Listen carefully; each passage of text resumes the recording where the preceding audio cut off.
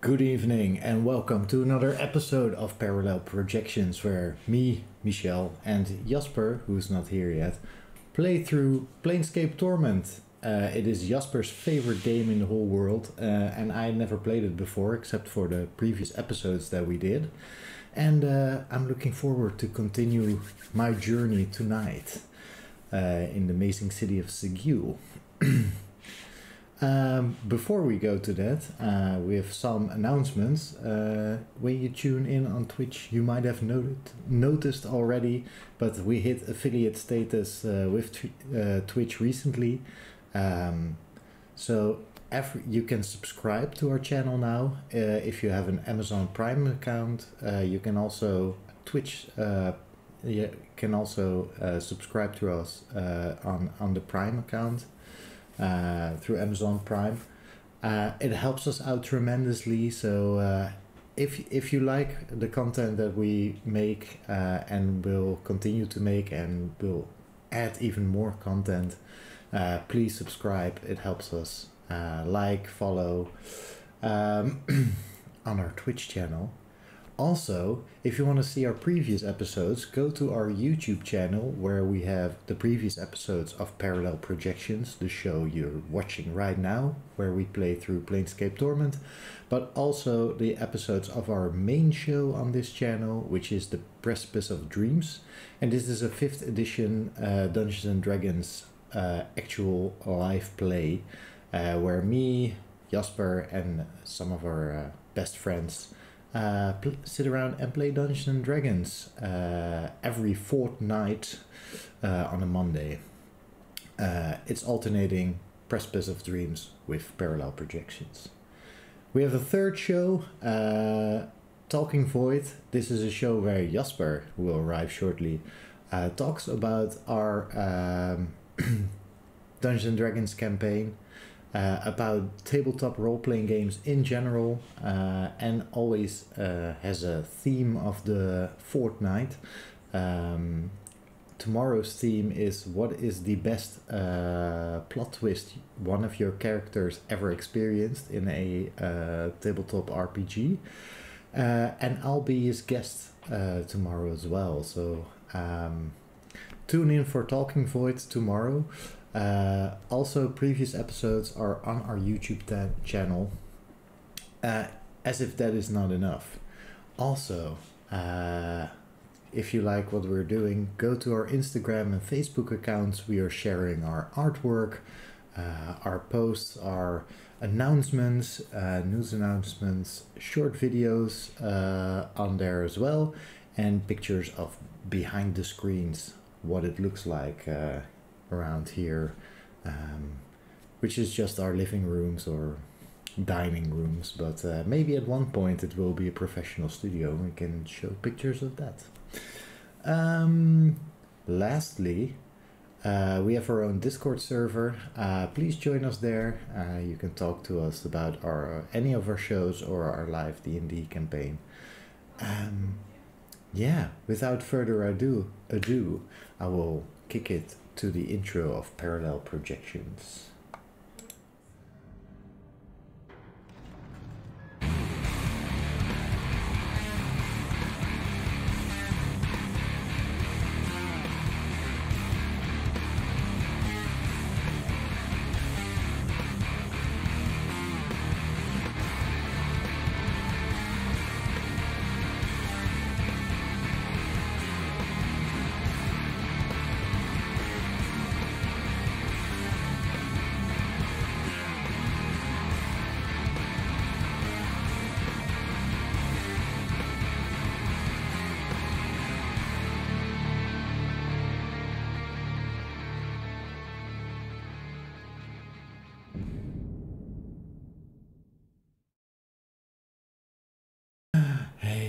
Jasper has joined the party. The people can see you now.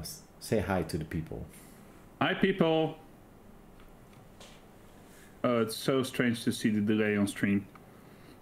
So, how are you, Jasper? I'm fine, thank you. Thank you for asking. I'm very fine. Had a lovely day at work. Got confirmed that I could stay there a little bit longer. Ah, So, wow. Congratulations. Thank you. That weighed heavily on me, Yeah. as you know. Yes, yes. So that has been confirmed for reals. And so I'm feeling pretty good. Great. That's great news. Yeah. Good to hear. And well, I was just telling the people. How are you? I'm doing fine. I'm feeling great. I just spent a lovely weekend with the family, and I'm really excited to jump back into our Planescape adventure. Yeah. But what I wanted to ask you, I just announced to the audience, or not really announced, because we already sort of announced it, and people can see it for themselves. But we finally hit Twitch affiliate status. We had all the requirements about a month ago, but now everything has been turned on. The switches have been turned on, and now I was greeted by some nice ads on our stream, which helps us out a lot. So I'm really happy. Wait, there were ads on our stream? Yeah, the start of our stream. Yeah. Oh. There's not going to be ads now, but yeah. It told me that if I could go to the stream, or I could finish watching the ad, which would help the stream. So it's what I did, and I hope that you guys are doing it as well. I didn't have one of those, but maybe it's because it's I don't know. That's great.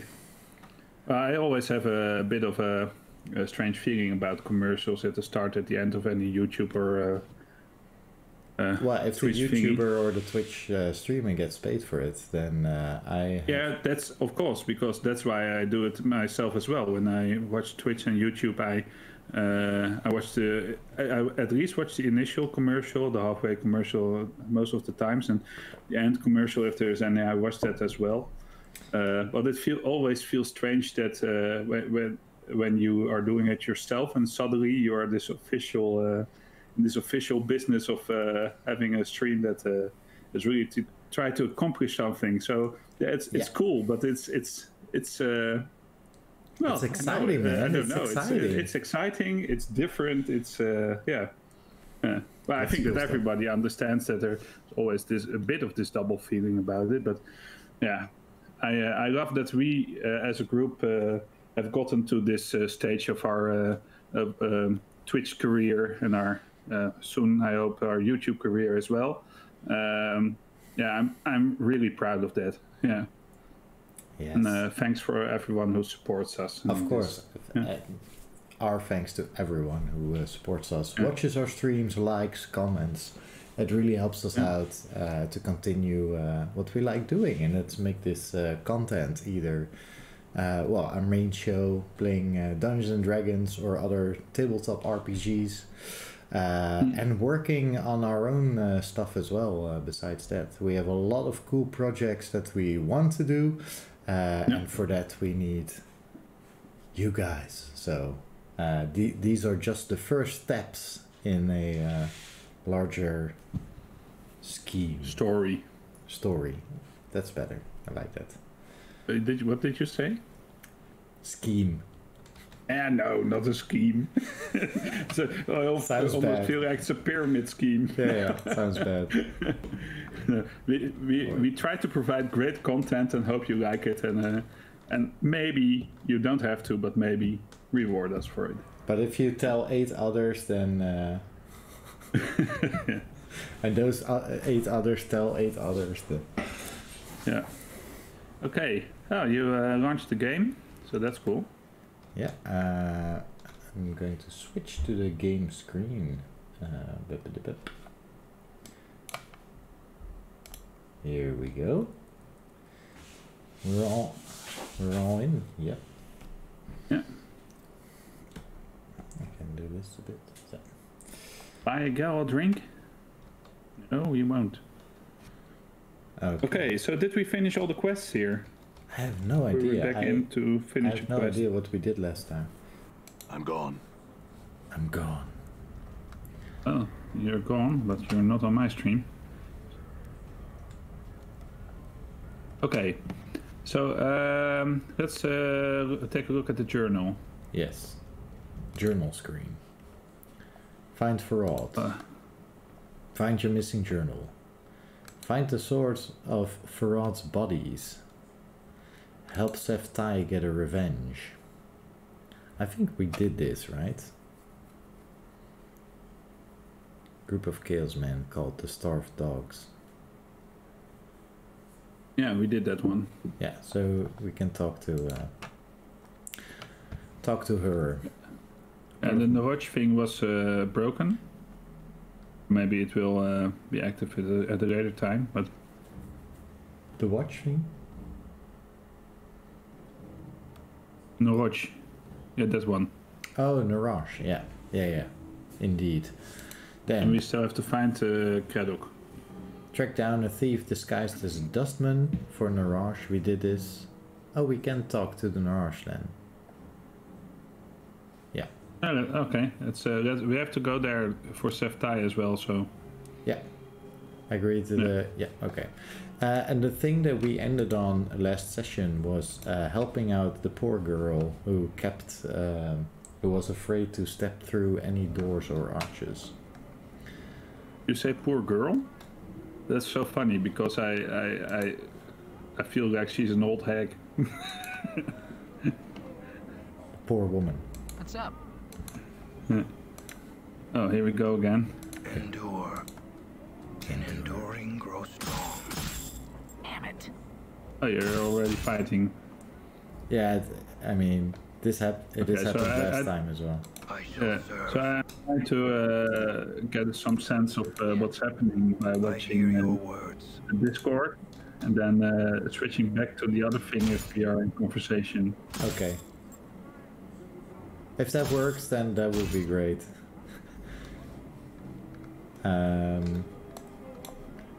Okay, we need to go here. I think so. Yeah. Oh, I can go either way, by the way, so no problemo. But this house that we're just passing, there was nothing to do there yet, right? The tattoo parlor. We went there. No, the upper one. The painted door to tenement of thugs. I have no idea. Go in. You want to go to the thugs? No. Try to remember if we already got some kind of quest to go in there or something. but Mourns I don't for think we had. trees. We spoke with that guy. Yeah. Okay, we go here. I'm gone. I'm going. Seftai is in the... Oh, we are near the tavern right now, but Seftai was in the... She there, was and... yeah, high up, right? She was in that spy. Yeah, here. Sorry. Yeah, you said it.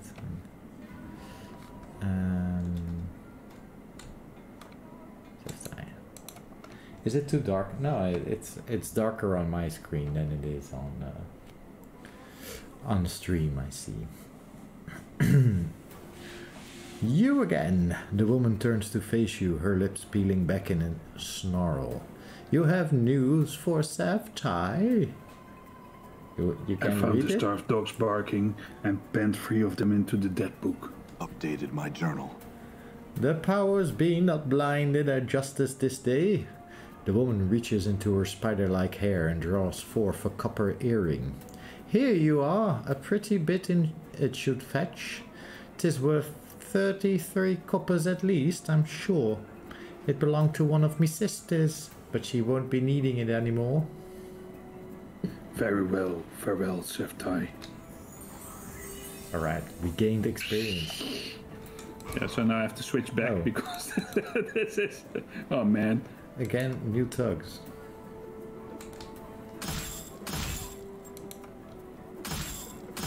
Where are they coming from? Everywhere. Is this a thing like in Skyrim when you have attacked one of the guards, the Vivekian guards? Then you can't enter the city of Vivek without constantly fighting. Yeah. And this is a bit frustrating though. I'm fine that it's okay with for the stream, but I hope that I could at least read in real time.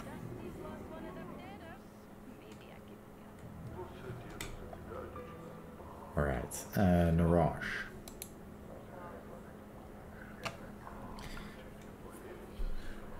You see Narash? No, I can't read that. Wait. Are we there on stream? No, we're not there on stream. Oh, we are. You see Narash? He's pulling at one of his spiked hairs and using it to scratch a spot on his face. You can't help but think he'd look a lot better with dreadlocks. Leave him alone. Okay. So maybe we go back to Emmerich right now. Yeah. Maybe that's what we need to do. Oh, sorry. Yeah, Emmerich, he's right here. I'm gone. Do you think that if I would stop streaming to you entirely, that maybe the latency will be No, less, because the it delay can't do that. No.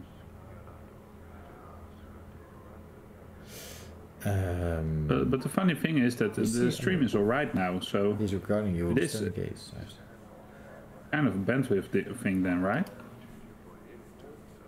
Well, yeah, I mean, I changed a bunch of things right now, but yeah, I mean, I think it should be a bandwidth thing. My CPU and memory and graphics card are all just fine, so.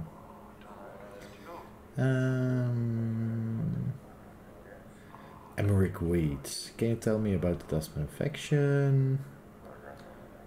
I had some other questions. It's option 2 if it's any. If it's any? Right? What? If it's any option, it should be under option 2.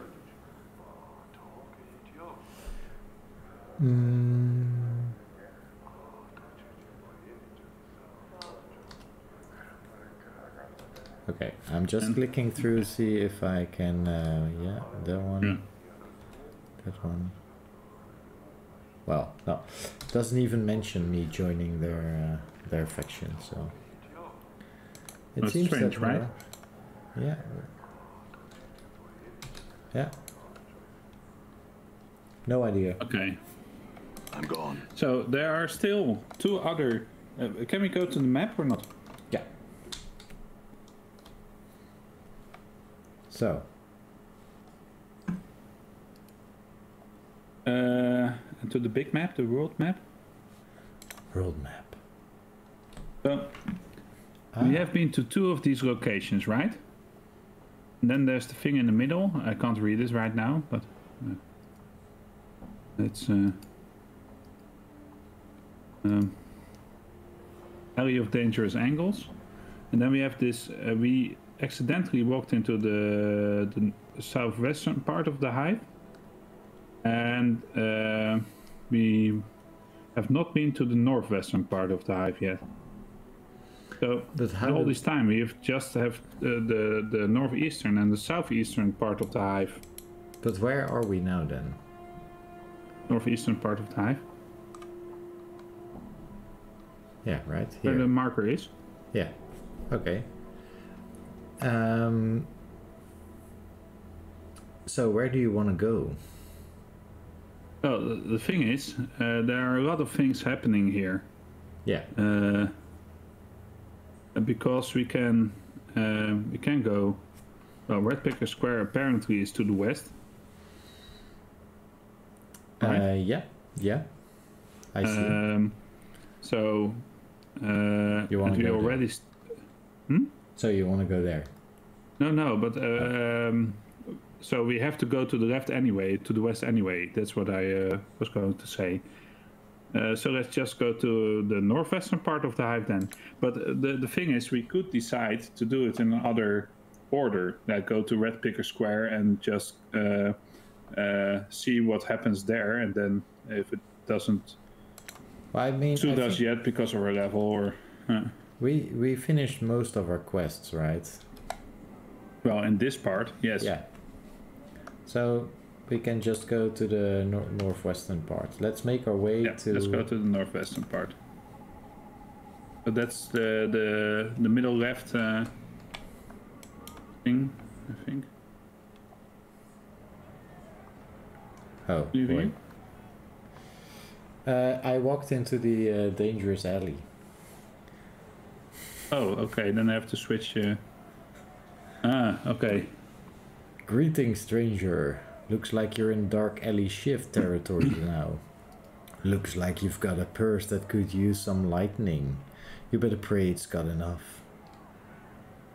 I need to talk to your leader. Because we all say that, right? Rotten William? I'll let you in to talk to him as soon as you let me take a look inside that purse. Okay, so now I have to wait. No way, you'll bleed first. Oh wow, okay. Oh, okay. Wait. Select spell. Oh, we are dying pretty hard right now, aren't we? Well, I mean...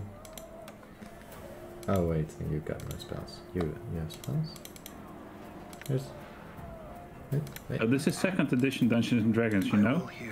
So we get interrupted if it's between our initiative and initiative 0. So it's much harder to cast a spell in this edition than it's in 3.5 or 5th edition Dungeons and Dragons. Balance in all things. So if we are being attacked, we are probably too late to finish a spell. So you say just go with it and try to Kill strike them, down as many as you can. Yeah, maybe use the Litany of Curses on the one that's attacking us. Endure. In enduring, grow strong. Yeah, you. Litany of Curses. Although Magic Missile is a casting time of 1, so if we roll really well, we will Let's be... just see what happens here. I'm hurt. What's the Yeah, word? you Oh, we are dying.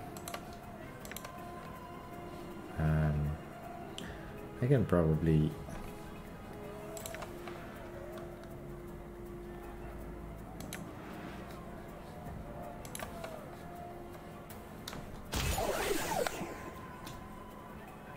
There's so many of them. I hear your words. One died already? Sorry? One of them died already or not? Yeah, I think they... I think 2 or 3 already. Did you use the Litany or not? Yeah, I did, What's but... up? I mean... You blathering idiot. Yeah.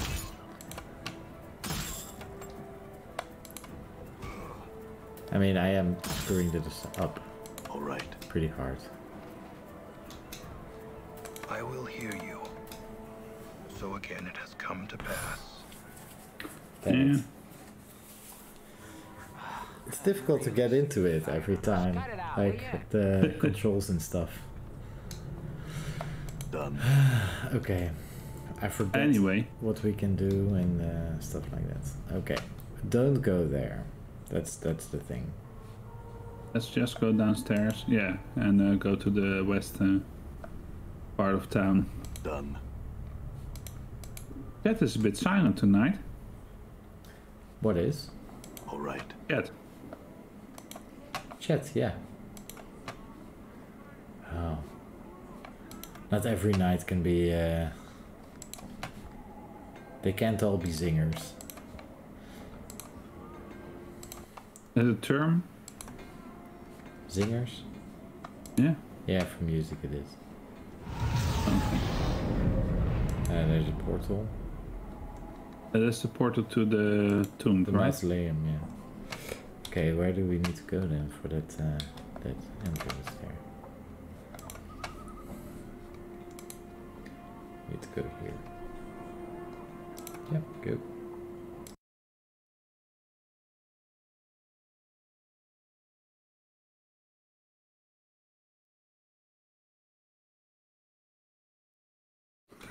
Listen, Jasper, we're not professionals yet. We're getting there.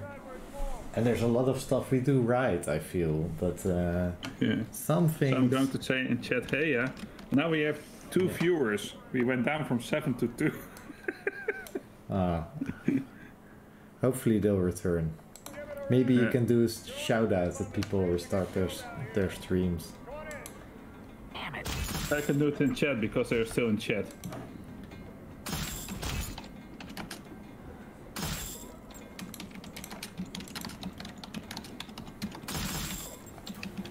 They keep attacking us.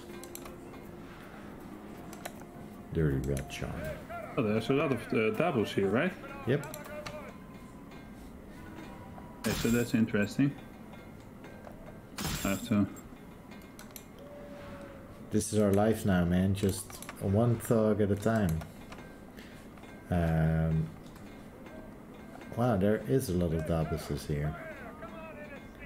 And who's Porphyron? Let's go talk to Porphyron. Every inch of this man's skin is covered in a web of black lines. It's as if some artist chose to accentuate every crease in his flesh with a quill pen. The overall effect is such that even when his face shows no expression, he appears to be frowning. Greetings.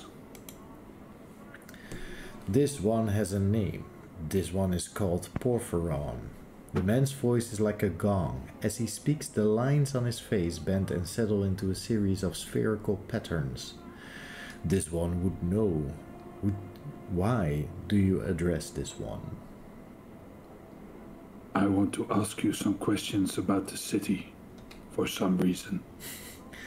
This one would have you know. This one cannot answer your questions. The lines on his face twist into angles, then split into a mess of scribbles. This one has only recently stepped foot in this place of walls. Alright then, but I have to ask you this. Why do those lines upon your face move? The lines show anger. Do you take offense?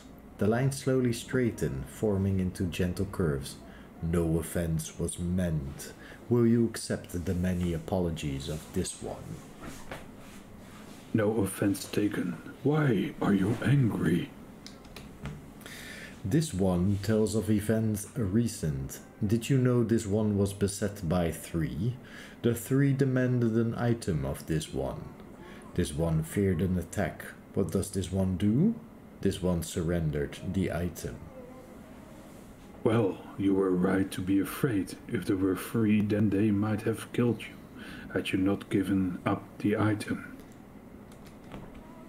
This one has been misunderstood. The lines on his face become angled, then smooth into curves again. This one did not fear being killed. This one feared killing the 3. Well, if you could have killed them, why did you let them rob you? This one walks the path of a warrior. Many weapons have walked with this one. The fist, the blade, the stave, the hatchet, the smiter. These tools are all known to this one. That's not much of an explanation. Again, if you're a warrior with that much training, why let them rob you? This one is forbidden to attack. The lines ripple across his face as he speaks. If this one had struck at the 3 in anger, the vow of non-violence would be unmade. Vow of non-violence? You're a warrior and a pacifist? This one is... Are we that cynical? I don't know. I don't know. I just feel like I have to do this. Yeah, apparently. This one is unfamiliar with your speech. What is this? Pacifist. Never mind. Why did you train so much if you are not permitted to attack another? This one is of the order of Eret Age. We await the final days where all will be called to battle. The training and skills of this one, they are to be kept silent until then. In the meantime, you will let yourself be robbed in the street without defending yourself? It is that the other options are sometimes quite nice, but they always end in farewell. I know, that's why I go to the first one every time. I know. It's a bit of a singular discussion, but... it's nice anyway, but I understand what you're saying. Yeah. This one will clarify. The item is of value. The discipline of the Arid Age is of greater value. Since you won't fight, any chance you could ask these thieves into returning your weapon? Talk these thieves, sorry. This one addresses the three thieves. What happens? The requests of this one are met with scorn. The three will not return the item. Okay, so here we have some options. I think I'm still for option 1 though. Yeah, me too. I could go and see if I could get the item back for you. This one must ask. Would you bring violence to the three that have robbed this one?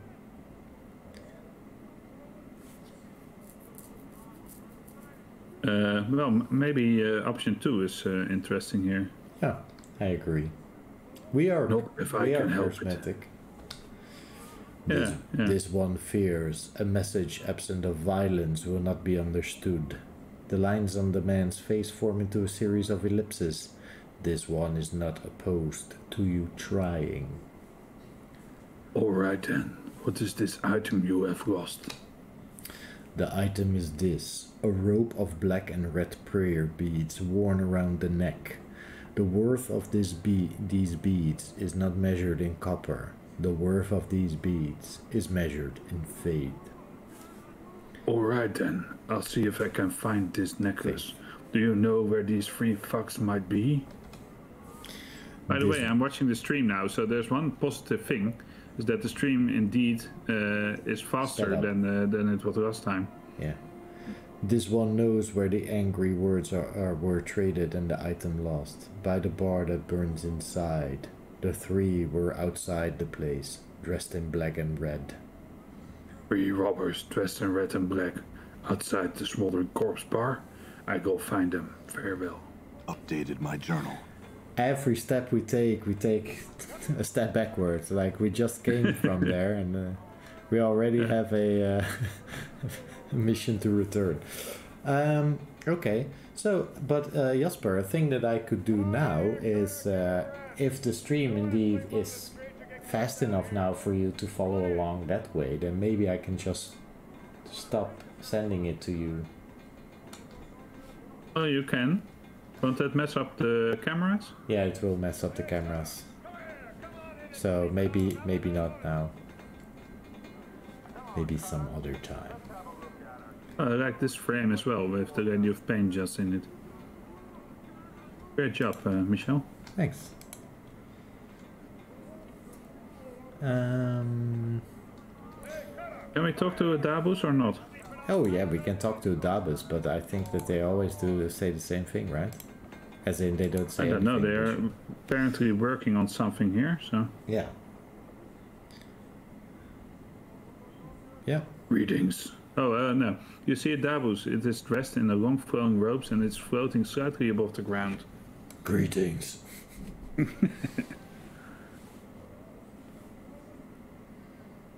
It turns to face you, and a series of symbols appear around its head. The symbols have a slight glow about them, and they just hover there.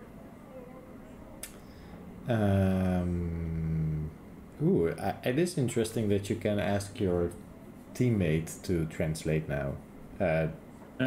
We could always ask Morte, but we mastered it ourselves. So. Yeah, I know. Okay, I had some questions. Well, we could start the Dakon thing. Maybe he can translate, so... Wait, okay. Because that's the only interesting option. The rest, I think we already spoke with them. Greetings. Yeah, well, we could ask a question about Fel, I just saw. So that's interesting. Ah, that's true. That's new. Yeah. Is that new? Yeah, that's probably new.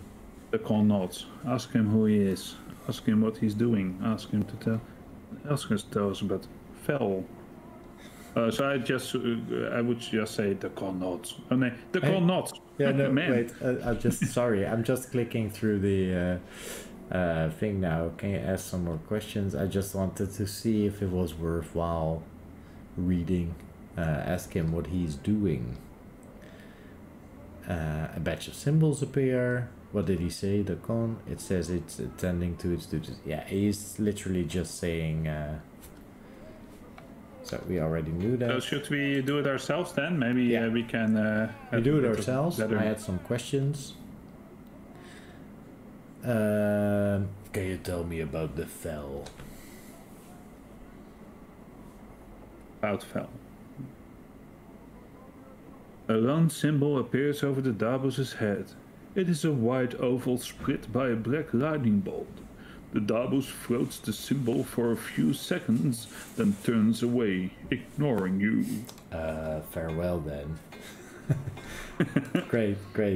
That was it. Yeah. I nearly said the F word. Ooh. Brown.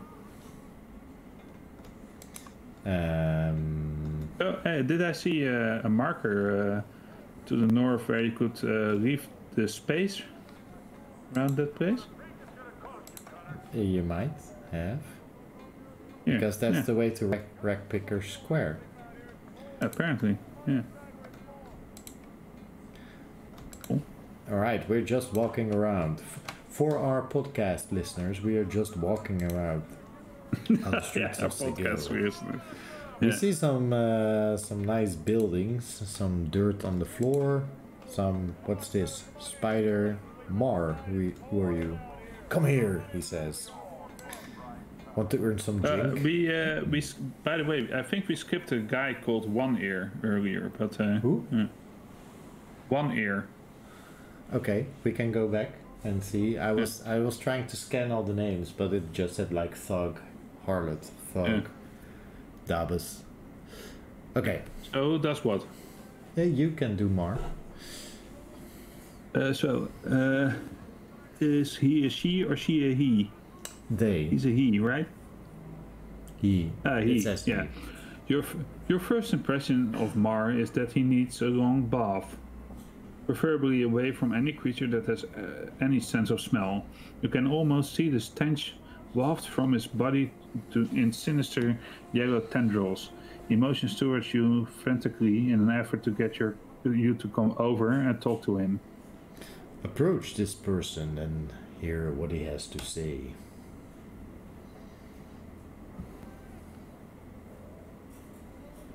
A look of excitement crosses his face as you approach. Thank you for stopping. My name is Mar, and I have a favor to ask you. I'm listening. So there's still some delay. Tis a matter of life or death. I must be delivering this here box or it be ahead for sure. Tis me bad luck that I twisted me leg something fierce. So will you help me out to deliver this here box for me? I'll deliver the box for you. I'm an errand boy. Mar slowly takes out a small box from within the recesses of his ragged clothing. For the briefest of moments you see a look of regret cross his face. Then it's gone, as he looks at you and hands you the box. A slight shimmer surrounds the box as both you and Mar touch it. A sigh of relief is heard as Mar releases the box into your care. What now?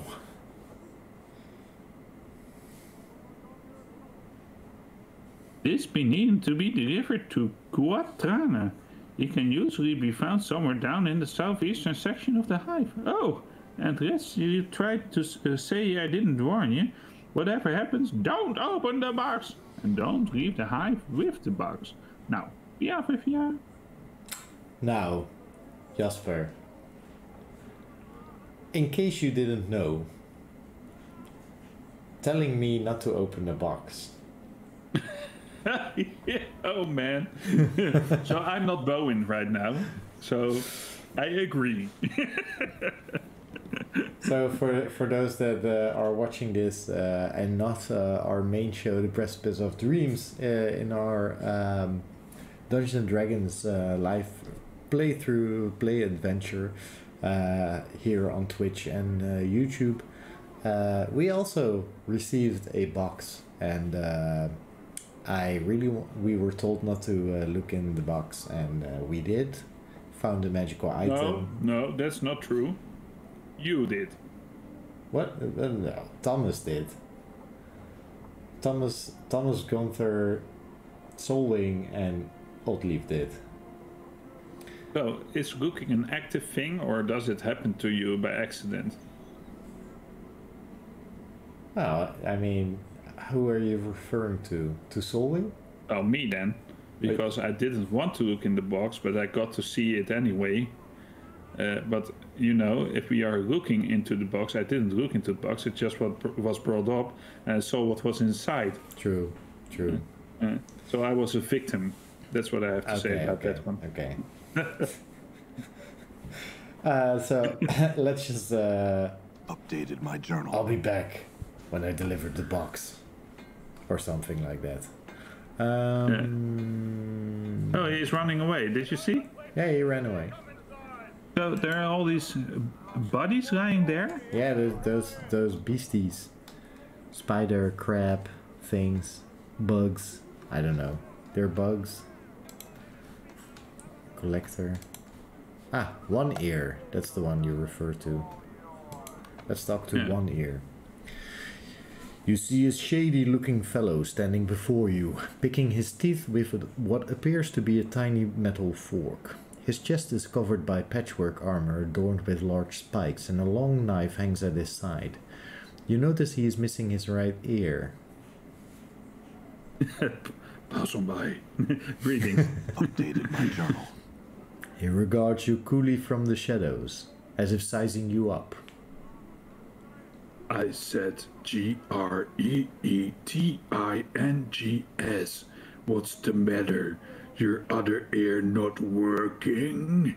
Really, you wanna be that mean? We can just ask him for questions. I'm hoping Morta gets something out of this. Okay. Oh wow. Okay. The one-eared tiefling scowls at you threateningly. Pike off, Burke, or I'll have your guts for garters. If it's if it's garters you're after, I just happen to have a pair. Your mother left them in my bed last night. Wow. Yeah! This is a red button, man. This is a red button. It is a red button. It's a large red button. Yeah, sure do have a sharp tongue, Burke. I think I'll cut it out and feed it to you.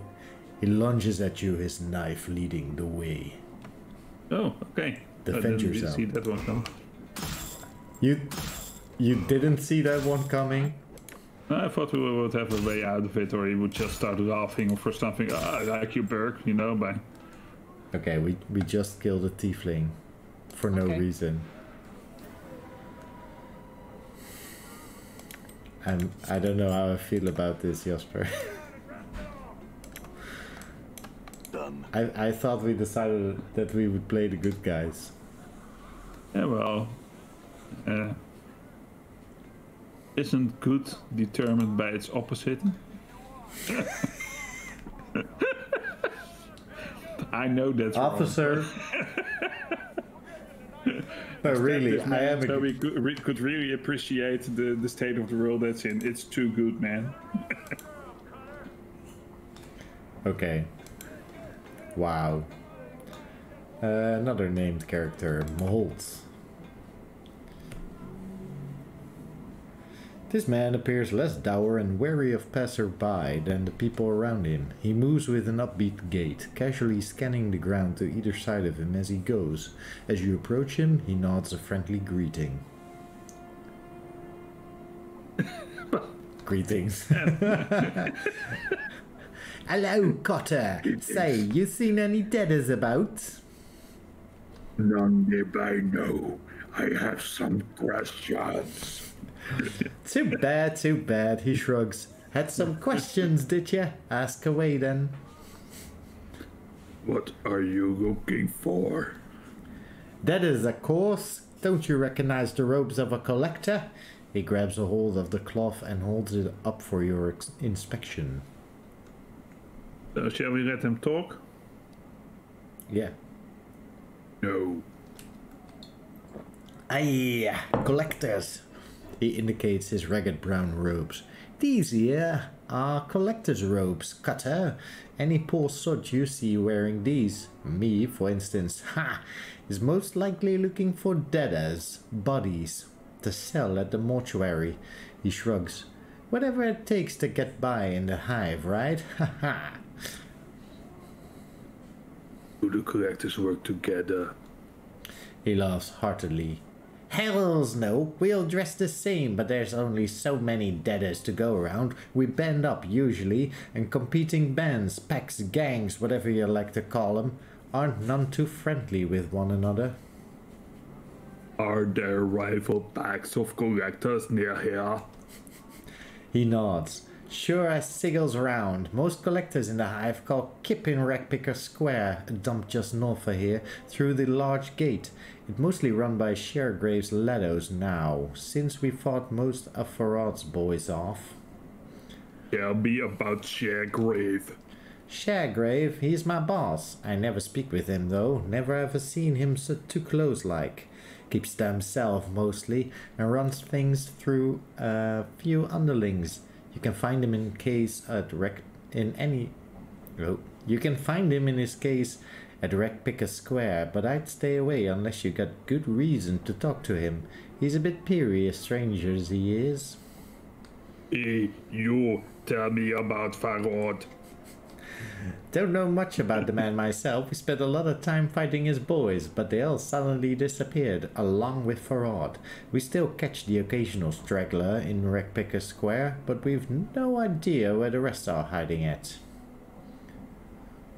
Does he have many men left? He must, 'cause we hear his lot's been real successful of late, finding lots of deaders, making lots of jink of the Dusties at the mortuary. Don't know how either, as we've been having trouble finding corpses of late. He shrugs. Do we do the why does the mortuary pay for corpses thing? Nah. I had some other questions. So I'm trying this Arnold Schwarzenegger thingy. Yeah, I hear. I'm digging. Am I doing it the right way, or is it sounding really silly? Could be. It's well, I mean, it's sounding really silly, but isn't that sort of the point? Yeah, okay, that's true. Yeah, I've got great respect for the man, but I mean, I love Arnie. Ask away, Cutter. Mayhap I'll get lucky and some will keel over and die while we're chatting. Can you tell me about this area?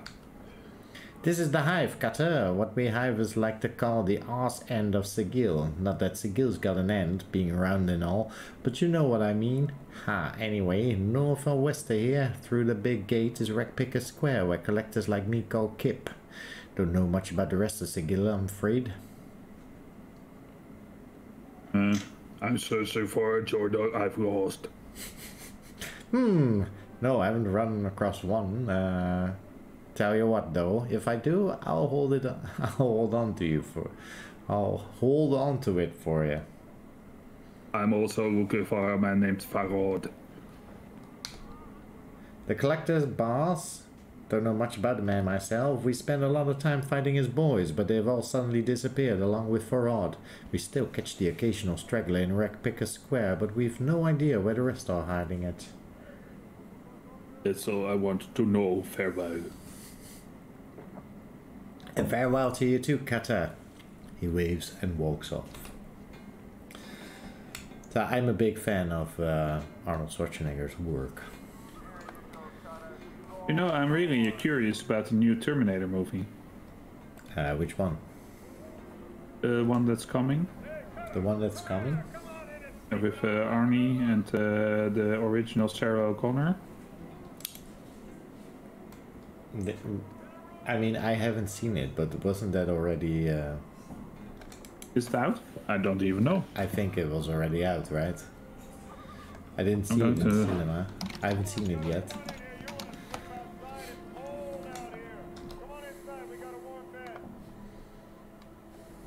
Dark Fate.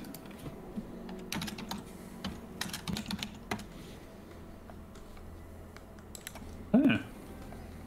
Yeah, right. I didn't check it because I think that the reviews were not too Man, it's been out for a year. great. Yeah, I know. It's already old, man. It's an old movie. Oh, that's so funny. I've totally skipped that one then. Worst place we can be in Sigil at the worst time. So what do you want to do? Do you want to go to Wreck Picker Square, or do you just want to go full circle on the hive? Because if we go down this part, right? if we go down now, then we've seen all parts of the hive. And then just let's go down first because I think we saw that extermination service there. Oh, we're under somebody's attack. attacking us again. Did you see that? Why does he See keep that? doing it? Because they want to give us experience points. Oh yeah, I mean, fine with that. Oh, my inventory is full. Ornate box.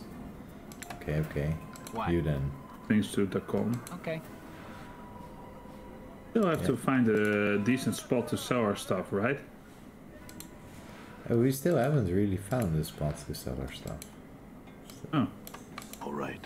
Alright. Was that the Dabos with another name or not? What?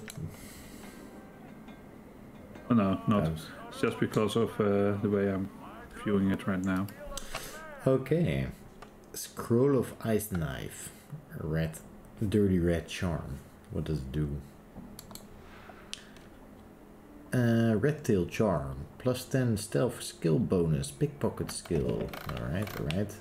This green red tail charm is particularly filthy and smells faintly of vomit. The tail is stiff like a wire and it can be bent into different shapes. It would almost make a great lockpick, except it's too thick.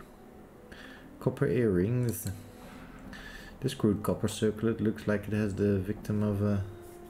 was the victim of an eager lover or something that enjoys eating metal, for it is bent on one side and bears teeth marks. Great. Bronze ring. This crude bronze ring looks like it might have doubled as someone's nose ring in the past. Despite the dents and scratches, it might be worth a few coins to a local merchant. Well, then give us a merchant. We have to Bracelet. be able to find a merchant, This right? bracelet looks like to be made of silver and has a semi-precious gem mounted to the top of it. Did we get this from the tiefling we just killed? I think we should identify it. Would you like... Oh. We can't. Dagger. Can the con identify or not? Hmm? Can the con identify items or not? We still have a couple of magical items and Rusty dagger, iron spike, cobblestone. Why? Okay. We have so much stuff. Bronze bracelet, silver ring, rune of armor, rune of shielding, rune of greater warding. a rune of armor. Just throw them to Morte. Yeah, he's carrying the... Oh yeah, we are on Morte. Yeah, okay. Testament request. We should clear out some of this stuff because our So inventory... let's find it. Well, let's see if we can find a merchant in Red Picker Square, and if we can't, we have to find a chest where we can dump some. Oh, weren't we going down? I already did, by the way. All right. Oh, not Red Picker Square. I mean, yeah, this area. I mean, southwestern hive. Okay. Angry hive dweller, Dusties, gifts a town person. Okay. Arborane fiends. What's this? Hive merchant. Hive merchant?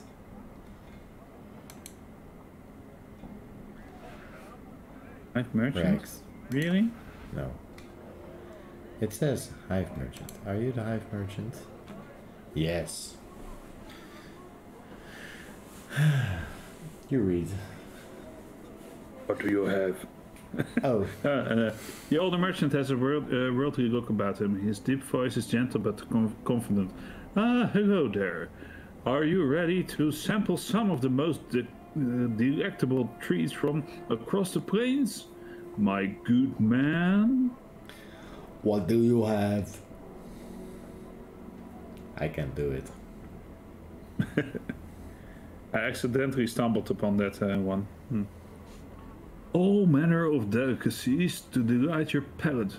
My good man, Arborean fire seeds, Garbar root, Elysian pears, crimson lotus petals, Bytopian shepherd's bread, shift spice from the chaos of limbo, and sea plums are what I have at the moment. Merely 5 coppers for a taste of anything you'd like. Ask about something's taste. Yeah, well, I think we agreed that we would experience everything, right? Yeah. What do the fire seeds taste like? Purchase something.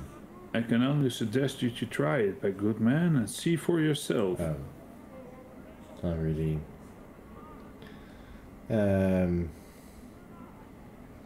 Why? Fire seeds, yeah, well...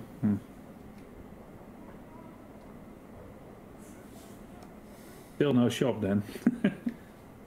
Don't swallow them, okay. simply spit them I don't out. know what happened there. Sorry, confusing. I thought I already pressed 1 and it didn't do anything. Okay. Don't swallow Well, them. pop them into your mouth. Pop them into your mouth. Little slight delay, so... It's okay. Eat sweet and tasting faint of cinnamon. Become warm and tingle in your mouth. It takes a moment for you to realize that they are actually burst into flame. Soon, however, the sensation dies out and you spit them into the gutter. Let me try something else. I'll try the Garbar root.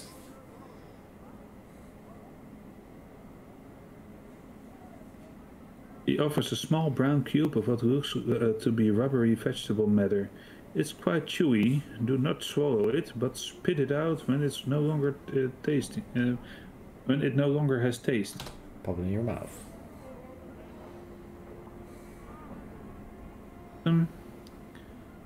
The root, initially quite hard and difficult to chew, has a sweet, syrupy taste. Soon it becomes soft and gummy, and you find yourself merrily smacking away. Eventually, though, the flavor dies off, and you spit the gooey brown wet into the gutter. Let's try something else. I'll try the pear. Don't swallow it, blah blah blah, pop it in your mouth.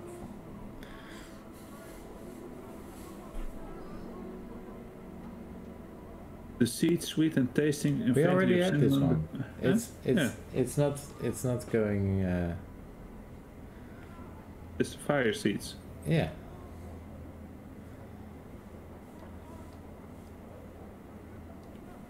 Well, maybe you do the shift speed or something. I'll just skip through these. Alright. Yeah, props you the juiciest. Pear. Eat the pear. There's nothing supernatural about it. Let me try something else. I'll try the petals. The old man offers what looks like small brownish red flakes. They may make you a bit dizzy, so take care. Okay, pop them in your mouth. Petals melt quickly on your tongue, leaving behind an odd but not quite unpleasant aftertaste that you can't place. Despite the warning, however, you don't feel the slightest bit disoriented. Okay, let me try something else. I'll try some bread. This is the one that will do us over. Yeah, Right. I think so. All the weird things, and then you take a piece of bread and you... What is this thing? Yeah, you lose 35 hit points. Permanently. This bread tastes much as you had expected of carrots and almonds. It's slightly sweet and light, leaving you hungry for more of the stuff. Oh, okay. Try the shift spice. He dangles a tiny paper packet before you. Wet your fingertips, place it into the spice, then simply lick it from your finger. Each dip should taste slightly different. The spice may taste of whatever one would like. It's a little more than a matter of concentration and willpower to bend its flavor to one's whim. Try some.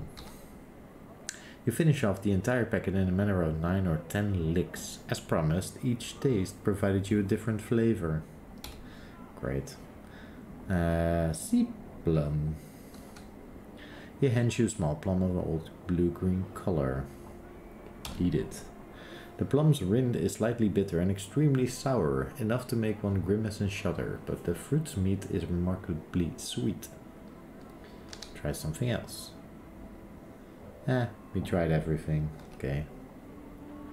We're like what, 50 coppers lighter? 40? Yeah, it's a bit disappointing, right? Yeah. If some would stir a memory or something. If we do one now, we get back to the same options, or? Purchase something. Oh.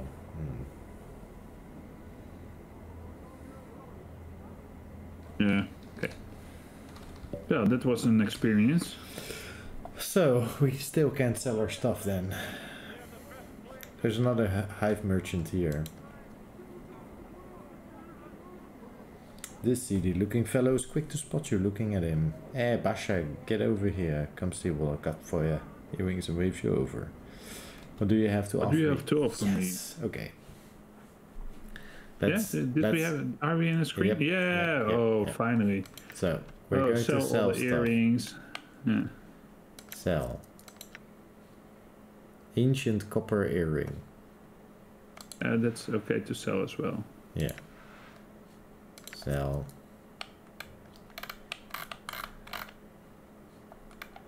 Bracelet, don't sell. Can we identify? Yes. Identify. Yeah. The Magus Guard, considered standard equipment for any adventuring mage. Bracelets such as these can be found across the plains. Judging by the markings on this particular bracelet, it appears to have been made in a style quite common to Sigil. Various glyphs of warding are meticulously carved along the surface, producing an almost hypnotic effect when looked at. When worn, this bracelet protects the wearer from normal attacks as if they were wearing scale armor. That's good. Cool. Bracelet of protection of sorts. What do you have to offer? Yeah. But we had also something else for... Oh. We can't... Oh. Okay. Buy, sell. Can't identify it there. So, apparently Mortuary? Bronze ring. Copper earring. Mortar. Oh, is that why someone else wearing the no? No, I thought maybe somebody else was. Okay, buy, sell. Mortar. What are you carrying? A silver ring, bronze bracelet. Bye bye, bye bye. Tome of Bone and Ash. No, bronze. Yeah. Okay. You have a bronze ring. Sell. Imp is richer now, right? We are super rich, man. Hey, I'm thinking about selling like these the bone charms not, but maybe the rat tails. I think we needed this bone charm for something, right? Yeah, the bone charms give us armor, so it opened the portal to the mortuary. Like we don't have to sell both of them. We can just sell one of them. But they stack, so we sell them. Okay. Why would we sell them? Because our inventory is getting a bit cluttered with crap. Yeah. What is he selling, by the way? What is he selling? So let's see. He's selling clot charms, blood charms, heart charms, dirty charms, cranium red charms, whispering flask. +2 to strength, usable only for Gitsarai. Well, we happen to have one in our party. Oh. Scroll of luck, scroll of blur, copper earrings, ancient earrings. Well, that's all the crap that we sold him. So the whispering flask for 48 coppers. Is it an equipable thing, or just put it into your inventory? Oh, it's a powder. Lustrous leash. Form of healing powder you can commonly use it used by the once, Gitsarai, yeah. So one, yeah. No, it would be really cheap for an item that actually would give him +2 on strength, right? That would have been ridiculous. So how is the how are we doing on the stream? We're doing quite well. Cool. Can you maybe? Which reminds me. Yes, send out because we're still missing some people. I think that were here before. No. Oh no. Never mind. Too bad, we disconnected. We lost some viewers there. But for those that are still here, thank you.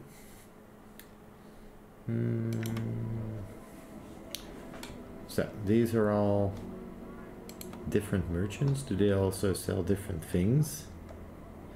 Ooh, jump, Lim, jump. The merchant seems to suddenly notice you. Oh, greetings. Would you like to purchase one of these playful gambling Lims, my lord?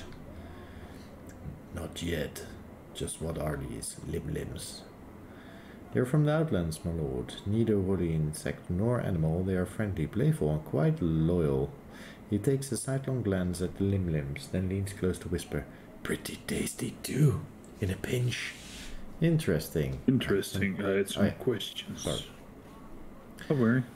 The only questions I'll answer, I'm afraid, are about the Lims, my lord. So those are the animals that we saw on the dead on the floor then, I think. I think so too. So shall we buy one? How expensive are they? I'd like to purchase one. A Lim will provide its own food, eating insects, tiny rodents and the like. They will follow you everywhere you go, are easy to clean up after, are quiet, exercise themselves with their constant flapping about, and best of all, they leap over 15 feet when prodded with hot coals. One will only cost you about 40 coppers, my lord, a mere pittance for such an entertaining pet and friend. We're taking one. We're just... How yeah, nice. we're taking one. Here you are, my own Lim. Okay, that's funny. Where I is don't know it? if I ever did this one. Where is it? Our inventory? Oh, okay. I was hoping that it would follow us maybe, around. I don't know for sure. Yeah, a pet Lim. This is your pet Lim. Talk to the item. Examine your Lim. Are you going to read this? Examine your Rim. No, this one. Oh yeah. Your Rim appears both insect and animal in origin. Its legs are oversized, but its arms are small, nearly vestigial, and a brightly specked half shell runs down its back. It sports twin pairs of insect-like wings and has tiny black eyes and a mouth that always appears to be smiling gleefully. Yeah, pet your Lim. Pet your Rim, yeah. That's so funny. Pew pew! Lim screams about Mary. Its wings buzzing. It seems to enjoy the affection immensely. I let him run around for a bit. Yeah. Is it? Yeah, this is our Lim. Come on in, Basher. We have the best blades in town. Yeah. Pick him up. Sorry. Yeah. This is there your was pet Lim. Yeah, so we can put him down and then he actually appears on the ground, which Yeah. is awesome. Funny. Yeah. And then we can pick him back up again. This is the single best item we bought already. I mean, 40 coppers. Worth every penny. So, and there's this named person here. Two named Craddock. persons here. and Oh, credit. Goa? Free named persons then. where do you? Oh, Profera, 5. Giscoral. Man, so many. Discoral, Kosoyai. Oh yeah, here. Okay, well let's start here then. Kasai. Let me get something to drink. Yeah, I'll just keep reading. Or you want me to wait? No, just start. And when it gets really weird, then I want to join. Yeah, sure. This toothless old crone reeks of fish and brine. Spying your approach, she gives you a white-pink smile. Fish, my child? Fish heads, mayhap? Child, hardly. Oh, yes, but a child you are to my years. Hee, youngsters. I believe you are mistaken. Take a closer look. She shuffles up to you. The fish stink is nearly overpowering. The old woman squints at your face first, frowning, then into your eyes. Only then does she recoil in surprise. Oh my, how many years have those eyes seen? I do not know. How many do you think? Don't know. Too many, I'd say, but no matter. She leans close to whisper in your ear. It won't do to rattle the passerby. Let's keep it our little secret. She resumes her normal tone of voice. So, fish, my child? Hee. She pokes you in the belly. No fish for me, but I had some questions. She shakes her little wrinkled head. No answers have I, only fish. Very well, what do you have to offer exactly?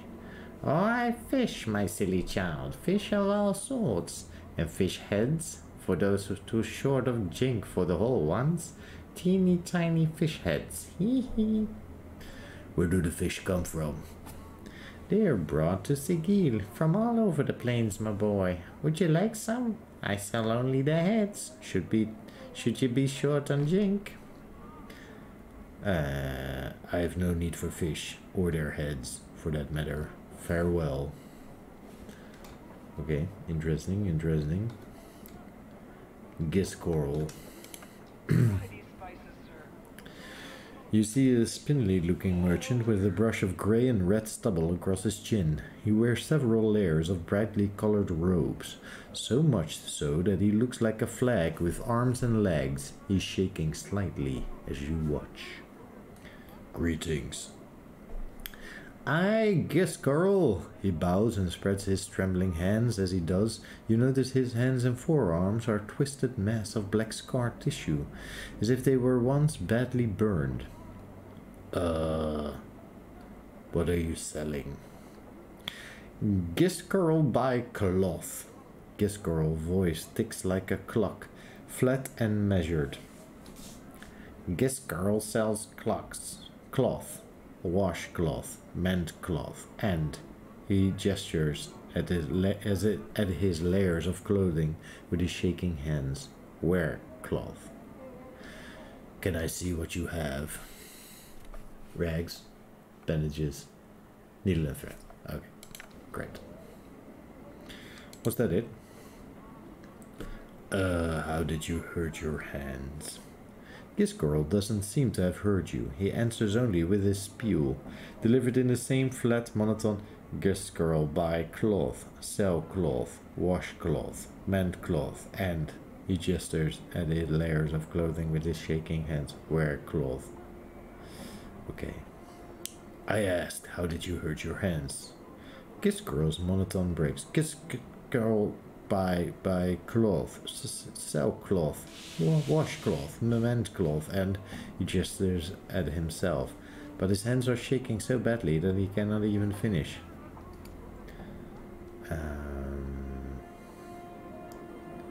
Sorry to disturb you, farewell. Okay. You're back. But So? Yeah, you're back. So I spoke with two of the characters. First one, Kosayai, was a fish seller. She called us young, and we said, no, we are actually old. And then she said, yeah, I can see it in your eyes, but it'll be our little secret. This girl has... What? It's our little secret that I'm actually very old, older than her. Oh, okay, yeah. And Giscoral sells cloth, buys cloth, wears cloth, and has burnt hands. Okay. Okay. Okay, so it's okay then. Next character. You. You want to take this one? Yeah. It will be short one. This grim-looking woman spares you only a brief glance before returning to her rant on top of the stage. She has a powerful voice that carries across the marketplace, even cutting through the noise made by the merchants and the surrounding foot traffic. Leave her alone. Leave her alone. Okay, next one. Craddock. Hey Craddock, finally we meet. You see a huge man watching the area with a tight-lipped frown and narrowed eyes. He is hunched slightly and is bearing a heavy load on his shoulders. The unpleasant smell of sweat and dirt wafts from his clothes, easily mixed with a dribble that comes from Michel's That was bottle. That was the sweat.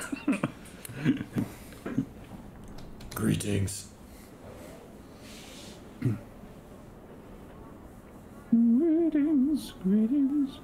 The man glances down at you and his frown deepens. Hi, what are you sniffing round here for? You Craddock.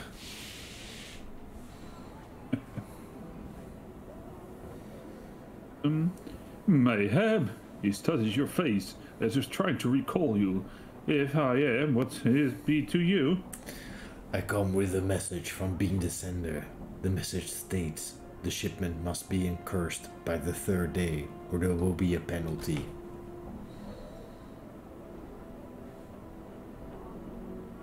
So the delay has gone up, I think. By the hells! Can they be such fools that they think we can miracle it there? Alright then, your message has found its way to the right ears, for all good it will do. What's the problem?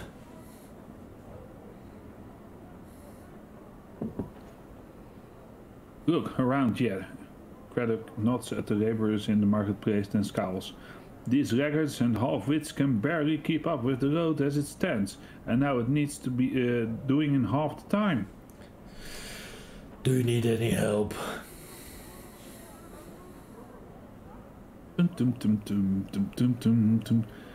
I'll tell you what I need. All my men to show up for work. July has gone missing since this morn, and I need him back now. July? We saw him. Where did he go?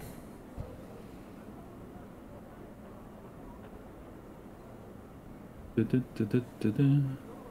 hive-bred goat is probably passed out on the streets somewhere in the Smoldering Corpse when he should be here helping us. With salt. Oh yeah, he was the drunk one. Street, right? I could go and find him for you. For a price. Yeah, shall we do that one? Yeah, of course. Why not? I feel a bit giddy this evening. Well, I mean, even when we're a good person, we could sometimes ask yeah, some money for the labor.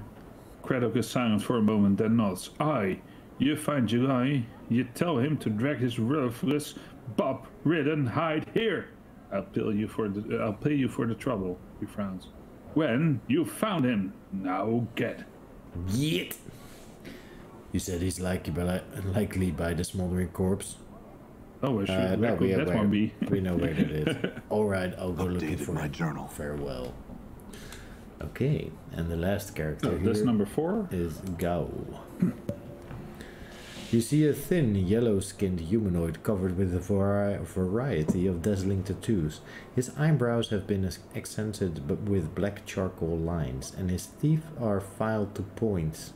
He sees you and waves you over, rattling his dice in his hand. Greetings.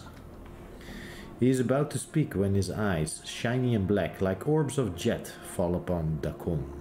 The two of them stare silently at one another for a moment before the tattoo Githzerai's gaze returns to you. His voice is low and raspy. Gawa greets you. You have come to play a game, yes? Okay. Red button? Red button, man. Yes, I'll play. Gawa reaches into his tunic and pulls out a coin. This coin, your coin. He places it at your feet and pulls out another. This coin, Gawas.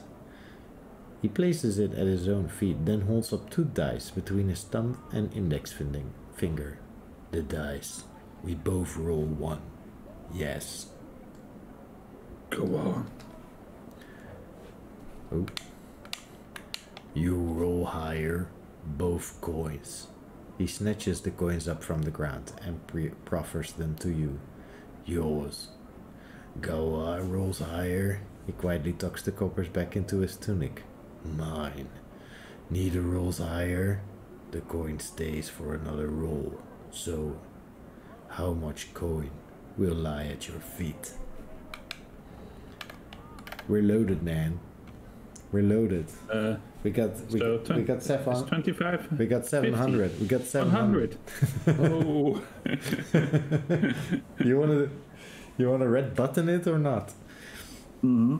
No, I mean. Yes, I do. We're probably just going to lose the the hunt. But maybe we get something out of it. So, what do you want to do? 6. Yeah. Yeah, Let's. You both roll the dice until Gawa rolls higher. He snatches up your coins, tucking them into his tunic. He seems to hesitate for a moment, then speaks. Again, yes. Wait, is something wrong? Oh, wait, is something wrong? Gawa regards you closely for a moment, then nods. Never do I indulge in Hashma's folly. Never do I cheat, human. But I see fortune, read it, know it in the face of a man. However, in you I see nothing.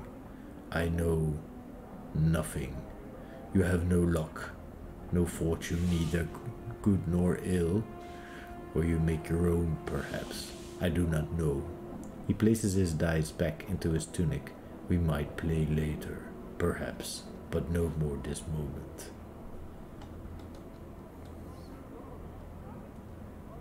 There was some great insight for 100 coppers, right? Yeah. I wonder whether you would have gotten the same information if we would have done 10 or 50 coppers. Well, alright, farewell. We will never know.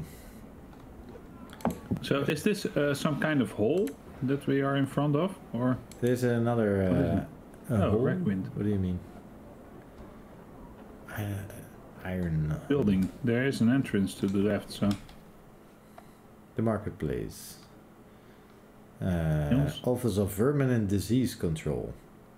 That's a place that we should visit as well. Hive Dwelling. Bresken's Kip.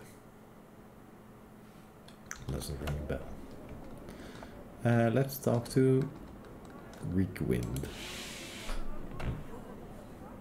You reading this one? Yeah, sure. Okay.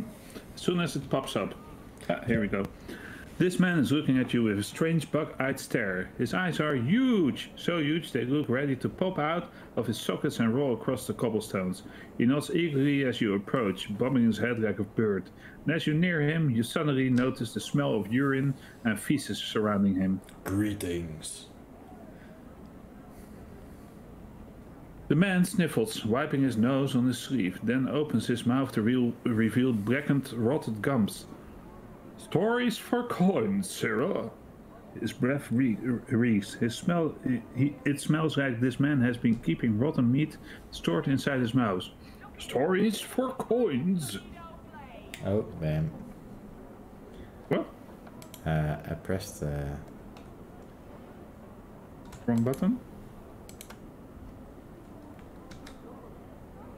I pressed who are you? But he went to not today, I guess.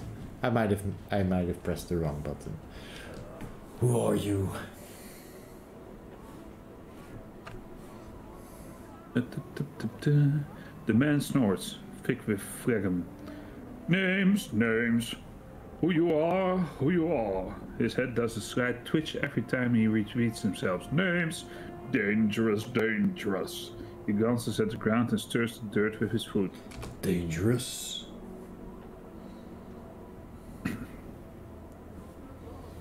Just preparing for the voice acting bit. Yeah. Knowing a name or being stuck with one both a mess of trouble. He looks back at you. My name is a given name, not one asked for. Reckwind. Once again, you become conscious of his reeking breath and the smell of urine and feces that surrounds him.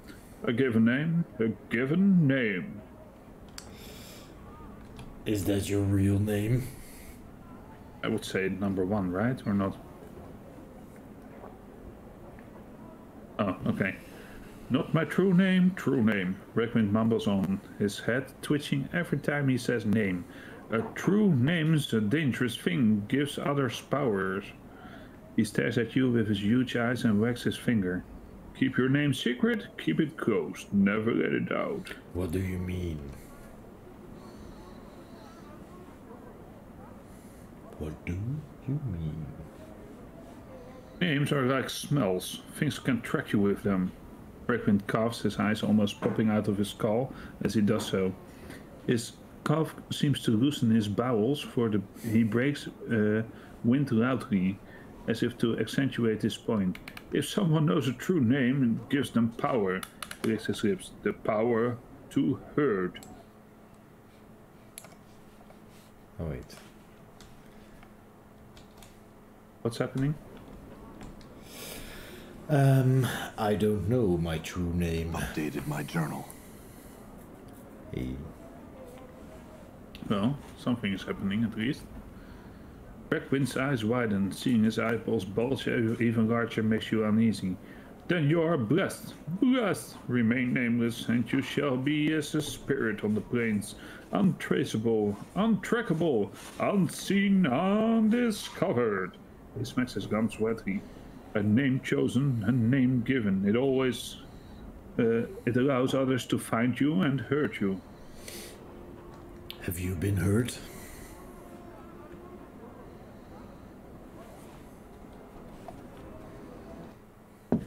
Reckwind gives a twitching nod and scratches himself.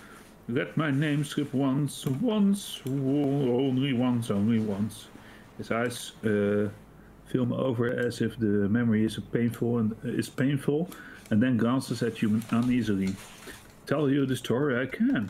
I will. But 3 coppers must I see. His face splits into a smile as he says the word coppers, and his reeking breath hits you like a hammer.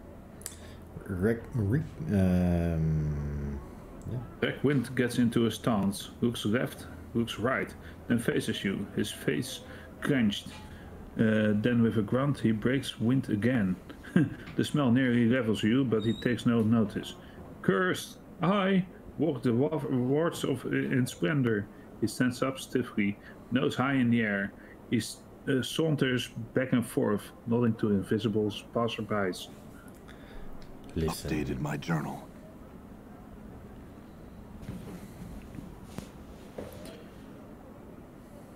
Reckwind freezes, his arms akimbo.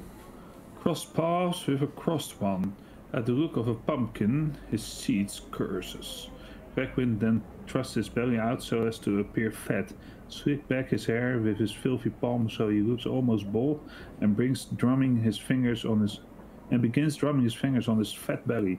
He then walks about, circling the spot where his stuffy upper-class persona used to be. All a jumble with curses this one was. With a sneer and a careless gesture, Reckwind tosses an invisible curse at the stuffy persona. I just have to say, like, English is not our native language, so we both say plenty of weird stuff. But I do think it's funny that every time you read him reeking of something awful, you say reek, but then you call him Reckwind instead of Reekwind. Yeah, that's true. So yeah. Sorry, I noticed it. I thought it was funny. Yeah. Oh, that's because. Oh, I understand now. That's because of the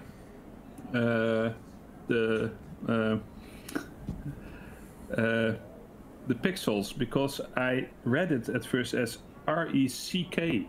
Ah, okay, yes. Yeah. Yeah, that's. I can even see it here. Yeah. I can see that. All right. But Requint, yeah, it should be Requint, of course. Yeah. Listen.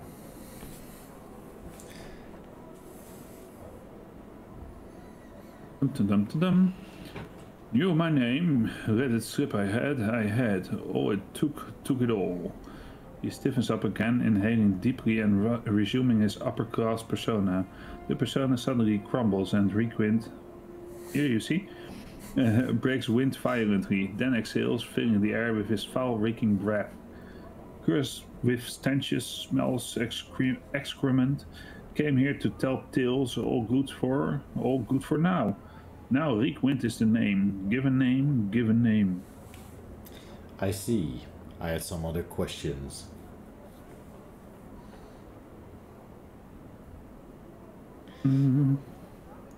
Questions. Answers. So, yeah. Can I ask for another story? Do you think he would tell another one? Oh, let's try that one. Or do you think that if we asked what happened to him, he might tell another story? Or do you think he would Let's say... just go. I think that that one leads back to the last few sentences. But we can always try. But I think option 3 is the best one. I'd like to hear a story.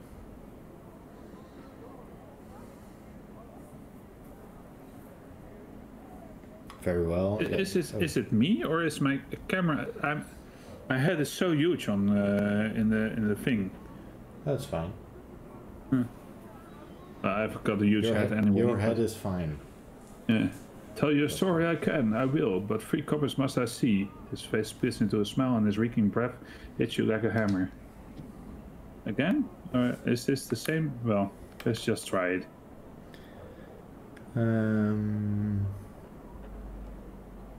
Oh, okay, so... Best purse there, belly, he gives a reeking wheeze. A story, he smacks his lips, scratching his dirty rags. Interesting.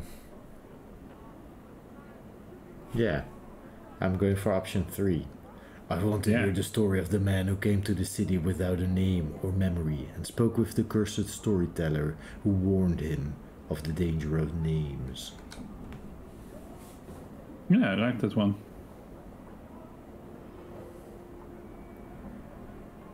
Requint stops twitching and scratching for a moment and stares at you. That tail costs nothing, for it's worth nothing, and it's worth nothing that it would be a sad tale indeed. Nevertheless, I would hear it.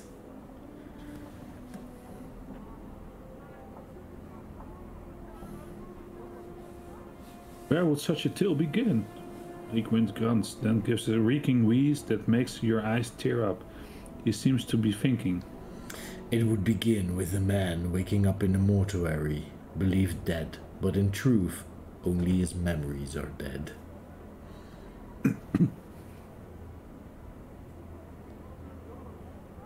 Requint nods, then studies you and stares, scratching himself violently as if to give himself scars. Dead, but not dead. No memories, no name. He escapes the mortuary, enters the hive, and speaks to a man who let his true name slip once and has regretted it. Funny this. Requint seems hypnotized by your words. Yes, much danger in naming, perhaps. He pauses. Perhaps the man to whom the nameless one speaks is a warning to the danger of names. Seems to chew this over. Perhaps he who has forgotten his name is better. Is he? Is it better to suffer the truth with all its consequences, or is it better to remain ignorant? Which of the two men is better off? Oh, so cool. Man, this is a great conversation, and we didn't expect it beforehand, right? No. Requint gives a hacking cough, then spits. The spit is green and wet, then he turns back to you. It is your question, your tale, he speaks slowly. It is you who must answer it. Okay. I want to hear your answer. The man who knows his true name is better off, for he knows himself and is a stronger person for it. The man who has forgotten his true name is better off, for he is protected against those that would do him harm. Where a named man moves, he is followed. When a nameless one moves, That's the longest answer, but is it the best answer? I don't know. I feel it's number 2. Yeah. In real life, because that to know yourself is to that's and it has dangers, but it also has strength. Right. It's a good thing generally to know yourself. Yeah. But names carry old magic, even in the real world. Don't you agree? Yeah. Option 2 then. Yes.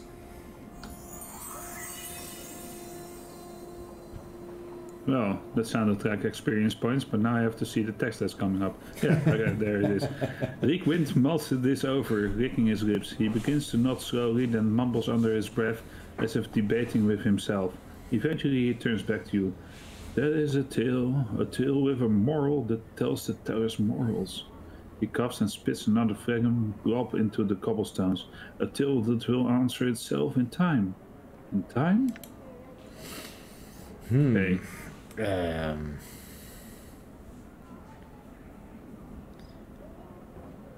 So we have 3 truth answers. That's cool as well. Yeah. A tale that will answer itself in time. Truth. Perhaps what happens will happen, and may be that this tale has no answer. 2.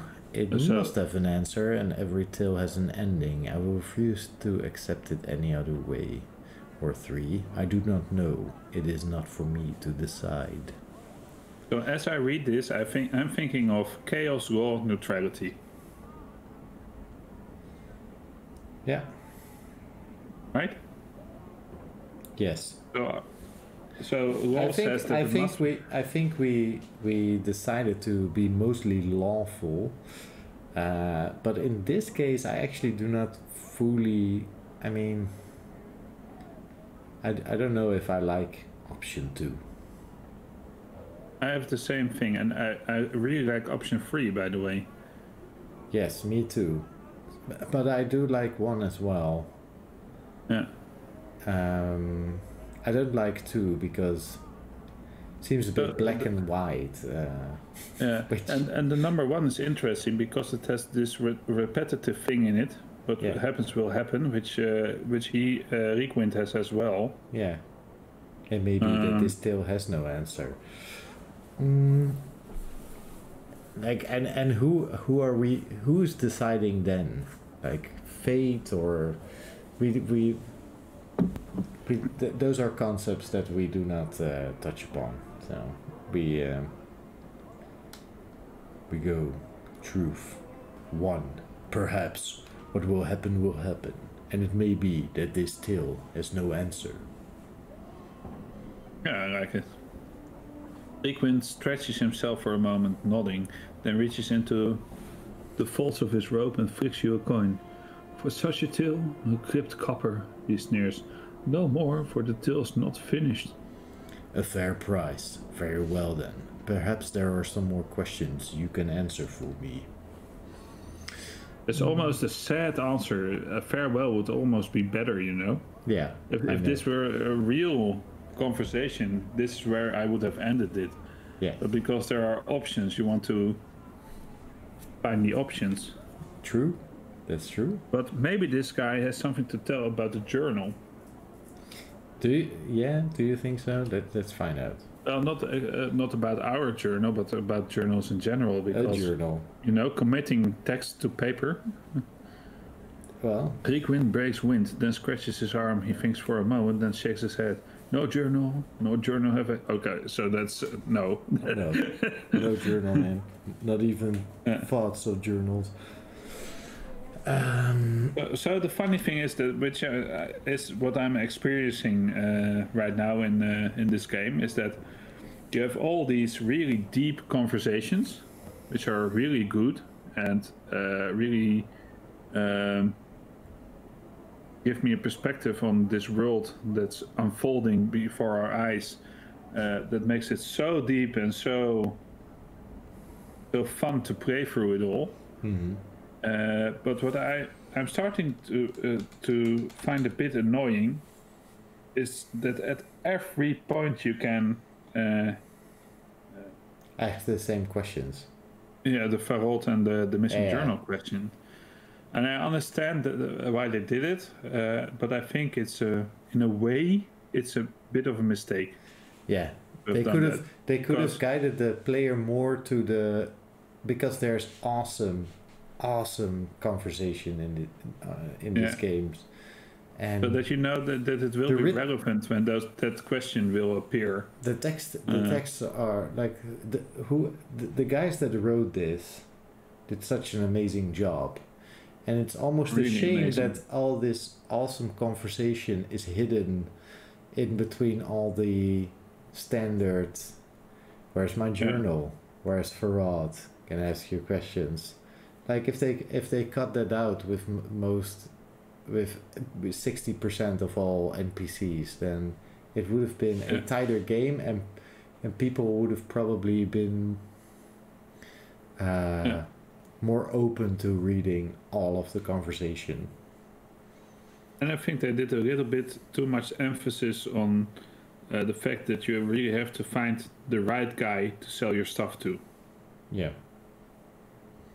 Those are the two things that I think while I'm playing it again, but you have the same experience, that they could have done better. The story is great, the scenes are awesome, but this... So in this case, I mean, we're playing it super slow because we have no place else to go. At the moment, there's no other games that we would rather play for this particular show. It's all about Planescape Torment at this time.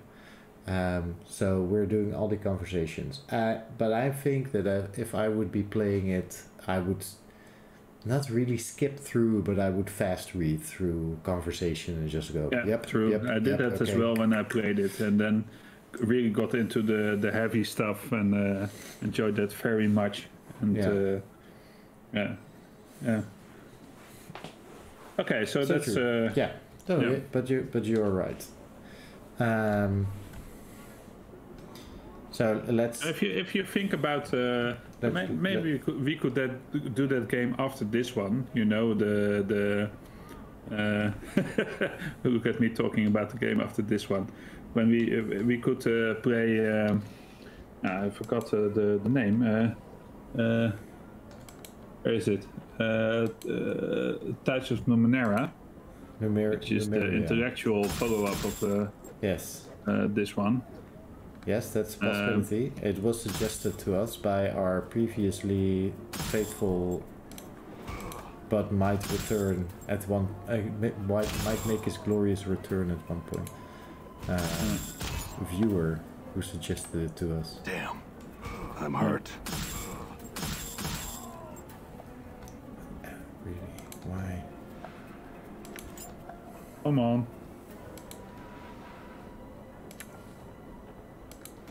Yeah. Oh, yeah, okay. What's up, Chief? Animal Sentinel. Yeah, I really hope he will return. Or she, I don't even know if it's a he or she. They will return. They will return, yeah. Come on, cat. Come on. There's something here. I know. Done. Balin, your path is mine. What's the word, Chief? Okay. What's the word, Chief? Bronze. Okay. That's fun to say hi.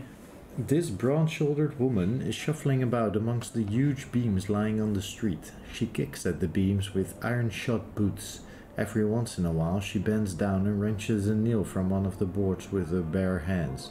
She holds each one up, appraising it, then drops it into a leather sling bag. Greetings. She straightens up, hearing you approach. she's smiling politely, but from her stance and the way her hand rests close to the hilt of her weapon, you can tell she's ready for trouble. You notice one of her eyes has a milky film over it. That's close enough there, Cutter. What do you need from me? I had some questions. She nods. Ask away then. Who are you? She pulls 3 nails from her sling bag, tossing them spinning into the air and catching them in her palm. Iron Knolls, they call me. She drops them back into the bag. There you're doing it, right? Because it's iron nails. No, it's a double L. They call me. She drops them back into the bag with a muffled clink. Is it? Yeah, it's a double L. Oh, yeah. But because of all the nails, I'm thinking nails. Yeah, but she's called them Iron Knolls. Yeah, you're right. Okay, anyway. Why are you collecting the nails? I sell them to a man named Humphreys in the lower ward. Maker of coffins, he is. Tell me more of this Humphreys. There's not much to say. He's a bit chatty. He'll rattle his bone box till you're balmy if you let him, but a fair bargainer. He needs the nails, I need the jink, and that's about as far as it goes. Where is the lower ward? I used to know the way, I did, but the Dabas have changed the streets around again. Don't know how to get there now. I'll need to chart a new path, but I figure the Dabas will straighten things out eventually. Well, let's do the option 1, Dabas. Aye, Dabas, the lady's servants. She looks at you puzzled. You must be new to Sigil. Tell me more about these Dabas. Yeah, you see, now we're getting in the whole... So this is what we were talking about. But yeah, but that's because you would like to when this option appears that it would be relevant, you know? Yes, but most of the time it's not. You get the introduction, and you know I did some scripting in I think Neverwinter Nights 2 when I tried to build my own adventure, which was, as all of my project was a project that was far too big for me to handle in that game engine. So next. And, Continue, sir.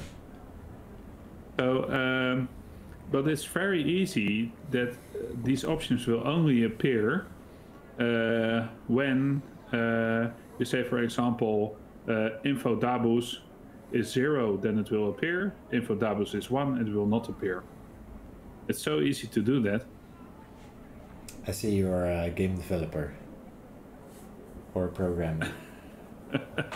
No, well, but I get what you're saying, and I think they know that. I think they know that too. But I think that the reason behind all characters having all options is that they don't expect players to talk to every single person, so they want to. They want you to be able to just talk to a few random people and get sort of the same general information. I think that what they did is take Dungeons and Dragons to the level that you would normally get at a gaming table, where you could choose any character that always have had the information that they were given. You always have the option to ask the questions that you could be asking them, you know? I think it's in between what you're saying and what I'm saying, because that's pretty cool when you're around the table. Yeah. But then you will only ask it once, because then you are going directly to the bad guy and killing him or something. Anyway, he's going to give us some general information about the lady. The lady? Let's do the lady thing anyway. Yeah, I'll skip through this because. This is another thing, because some of them do have the information when you pick the general questions that that you know something. I know. We had this with the super random journal where this old guy in this random house knew about the journal, or knew Farrod's exact location. Yeah. So you have to click them in a way. Yes. Yeah. And normally when you're playing the game by yourself, I would just click through them, and now I feel. Usually I feel the need to read every bit out loud to an audience. Yeah.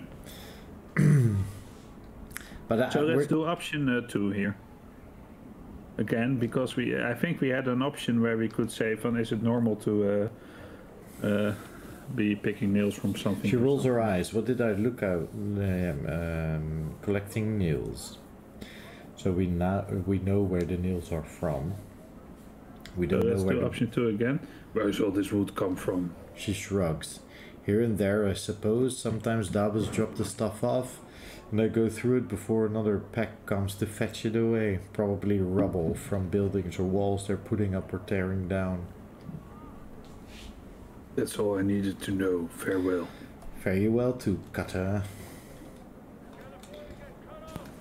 Ash Mantle. Right. Okay.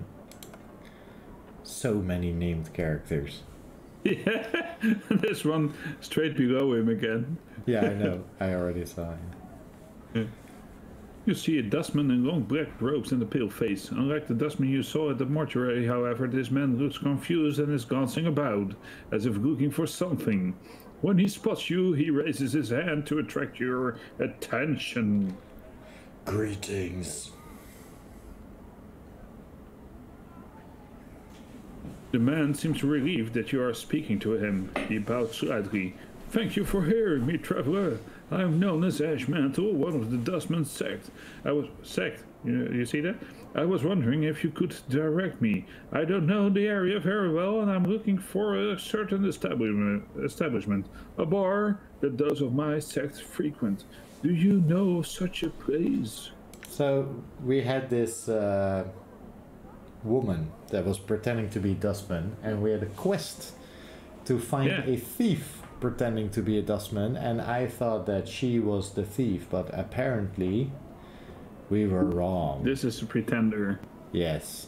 So this is triggered us. So this is probably why Naraj is not triggering to any conversation, but after we done this, then maybe. Yeah. Okay. There's been talk that there's a pickpocket masquerading as Dustman around here. Maybe you know him. Sect, you're a Dustman, don't you mean faction? Oh, the Dustman bar, it's by the mortuary. Orient yourself by the I've heard of it. I'm willing to help you. I've heard of it. I'd be willing to help you. Answer some questions. Lie. No, I'm sorry. I don't know where that is. I can't help you. Well, I find option 2 the most interesting of them all. Yeah, because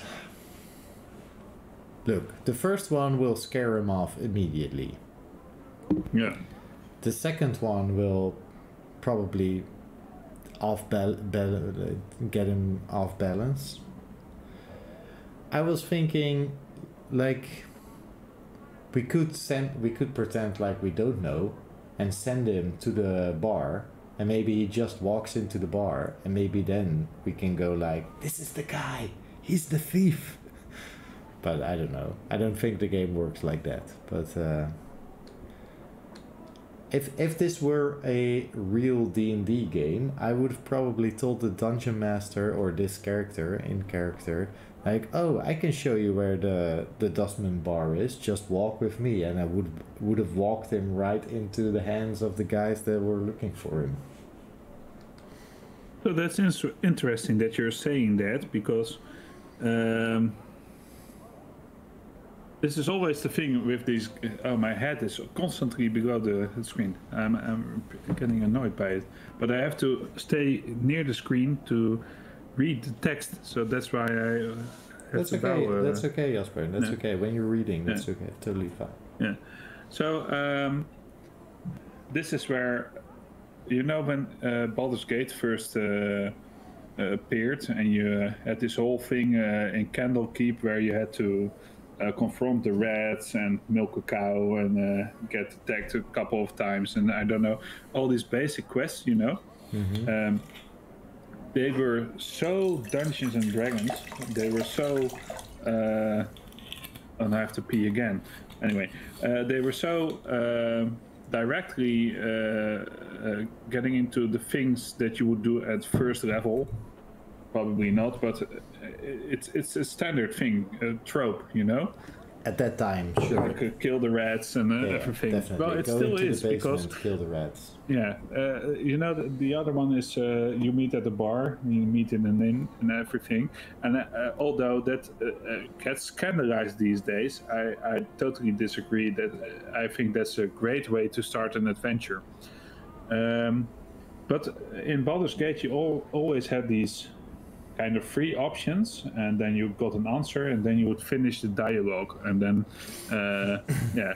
So there wasn't really that much choice, but you felt like, wow, this is so Dungeons and Dragons, and it didn't much matter what the options were.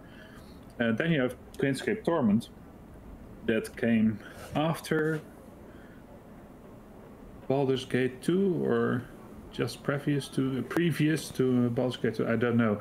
But anyway, and now you have all these options, and I think they are great. I think they are much better than Baldur's Gate. That's what I want to say first, because as I've said, and why we are playing this game is because it's the best game ever. That doesn't mean some things couldn't have been better when they developed it. And the thing is that you are saying I would have chosen option 8 in this screen. Yeah. Namely, that I would have guided that person towards the Gathering Dust Bar, and just delivered him to the guy that was there in Mortuary. And that's so funny, because you have all these options, but the options you really want to choose isn't in here. And now we have Baldur's Gate 1, which was a great game, and I still enjoyed that game when I played, because it's simple and it's really cool. And then you have Baldur's Gate 2, which is a strange game, because I think they did Dungeons and Dragons the best in that game. Yeah, go to this screen. In Baldur's Gate 2, they did Dungeons and Dragons the best. Namely, you had this really strange startup with this badly animated sequence, and then you went through this first dungeon, and then you came out of an arena or marketplace kind of arena thingy, and then this whole world was open to you, and you didn't know what to do. The whole main storyline wasn't there. You didn't know where to go to follow the main storyline. You had all these side quests, and all things were interesting. You had quests for your non-playing characters that were super cool, but you felt like lacking, that the main quest was a bit lacking, you know? Only when Throne of Baal came out did the main quest really come to a point where it made sense again, what you were experiencing. Now, but the dialogues was a bit more diverse. You had a bit more options. It was the experience that I would like to have at my table, but at the same time, you didn't know where it was going. Now Baldur's Gate 3 is on the horizon, and you have all these options about interacting with your party, and there are dark characters, there are light characters, there are all these kind of characters that really contribute to the story, and all these things you can do that are gruesome or just totally cool. And we've seen a lot of things. We have seen love interests, we have seen character creations, we have seen super cool cinematics, but there was this one guy who did a review about the alpha that he had done, and he had played 15 hours. And he said that give them back to me, because he didn't like it at all. And why? Because every character he met with his main character didn't like his main character. And the choices he had to make in combat were always with an evil outcome, in a way. And he just felt like, I want to be the hero. What's happening to me? And even though I like the drama, and I don't know if this is true, what he's saying, because it's one guy and everyone else is so excited about this game coming to the consoles and PC and everything, you will never, ever in a game get the experience that Dungeons and Dragons will get you around the table. That's what I'm getting at, because there's always option X, and there's always this option where you truly befriend the characters that you encounter. And well, we know even better than most people, I think, that we were in different parties at one point in second edition Dungeons and Dragons, and we had all these expectations when our two parties would finally meet. Yeah. I was in a party called the Chosen. You were in a party called the Reavers. The Reavers, man. And when we would encounter each other, we almost knew that we would like each other instantly. You know, that didn't happen. No. Our characters were, that was so funny. Because it was so logical. I mean, I'm talking for myself, but I really like you, Jasper. So I like you. I like you and as well, Michel. Our characters had a lot of common ground, I think. Turned out we were both wolves. We were wolves of life and death. Yeah. Me of life, you of death. Yeah. So for those that were not playing in our adventure, which is probably it doesn't matter that much. It's just that it was a protector of sorts. A wolf was a title, and we both were. We were both a leader of people. We were both good characters. We were both warriors. In class, I was a fighter. You were a ranger, but still. My wolf had a wolf. Yeah, you had a wolf. Yeah. My family weapon, my crest was a wolf. Anyway, I think we both served the same sort of function within our parties. Maybe me a bit more explicit, because I think that I usually was the sort of I wouldn't say party leader, but I think the... Well, Fortis always wanted to be the party leader, but we had this Gabriel guy. Yeah, you had a paladin. So, but the paladin is not always the party leader, right? They are usually the ones that lead the party, but the rest of the party goes behind their back in so many ways. I was the one that made sense, but nobody acknowledged me in that. I think my character was a bit Gabriel and a Fortas in one. So it was always expected that I would... hit it off well.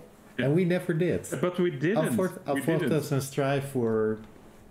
And I think that was... As a player, when I did my last action of the whole campaign, I thought, man, I did this better than Strife in a way. You know? And it's not true. It's not true, because we discussed your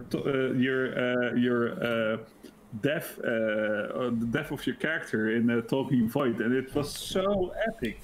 It was truly epic. But when I really could get into Fortas and thought, man, this is how a wolf should act, you know.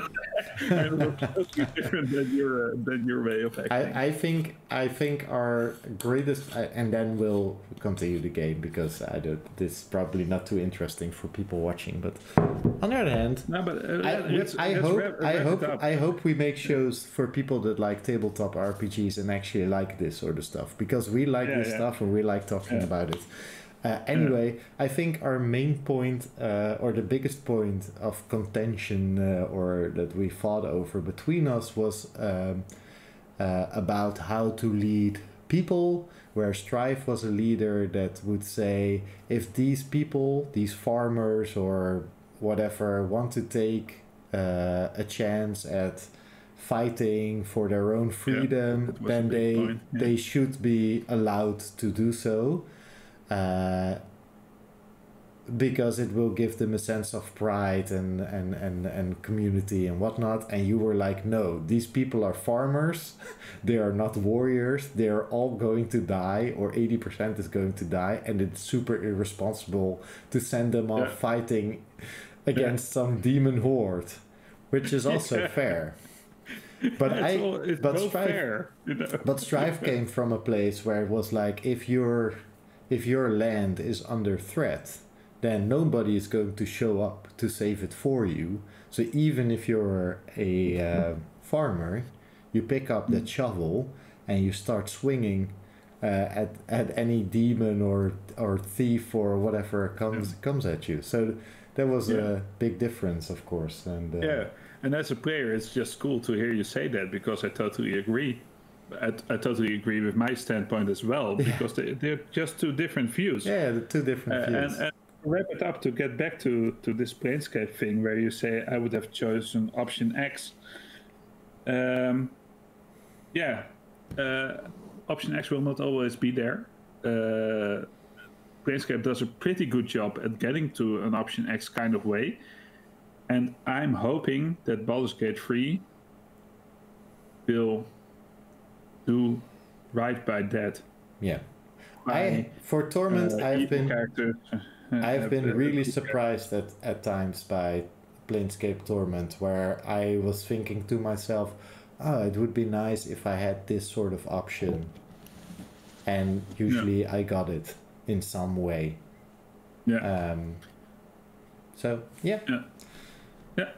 Let's go. Let's dive back into it, but I wanted to say something about that part. That's great. I mean, tomorrow we'll be chatting for 2 hours again in Talking Void. Yeah, true.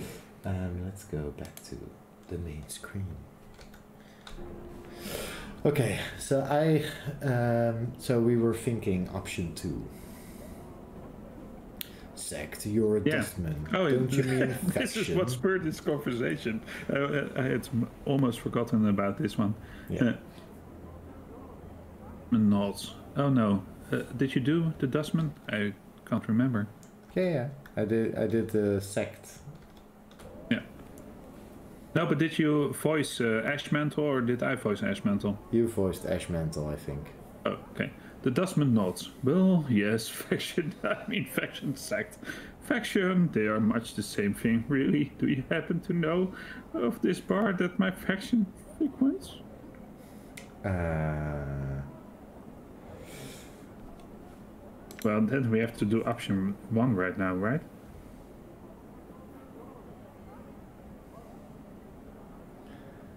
Well, I mean, we can say I've heard of it and I would be willing to help you, which is closer to my, hey man, I'm willing to bring you to that place. Maybe we can get that option still. But then so here's an interesting thing again. I've heard of it. I'd be willing to help you if you'll answer some questions for me. Will we go to a screen where it says, who are you, what are you doing? Or will this go to, why do you want to go to the Gathering Dust Bar? Yeah. We'll find out. Because I think it will be the later. I've heard of it. I'd be willing to help you if you'll answer some of my questions.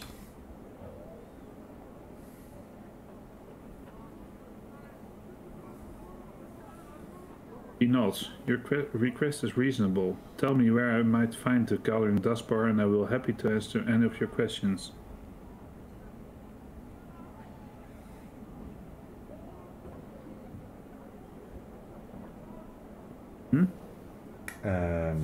Yeah, I'm just reading the... So, yeah, we immediately... the bar you want is by the Mortuary. Orient yourself by the Mortuary front gate and walk directly southwest. You can't miss it.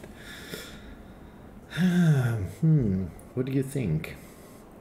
Oh, these aren't the options that I was expecting. No, so me that's neither. The thing. Yeah, but we just tell him where it is. Yeah, let's just tell him where it is, and then... Yeah. The other one is like walking him into a trap, right? Dustman smiles. Thank you very much, traveler. I appreciate your kindness. The people of the Hive are rarely helpful in such matters. Tell me about it. Say, can I ask you some questions?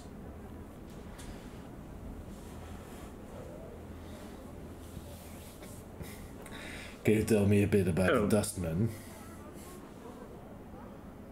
Yeah, let's do 4. Yeah. Yeah, I already did, man. He pauses for a moment, then nods. It would be my pleasure if we, the Dustmen, recognize this life for what it is, an opportunity to experience our passions before the next life. We sift through the dust of our past lives for meaning before the next. Well, here we do 1, right? Yeah. That's an unusual view for a dustman.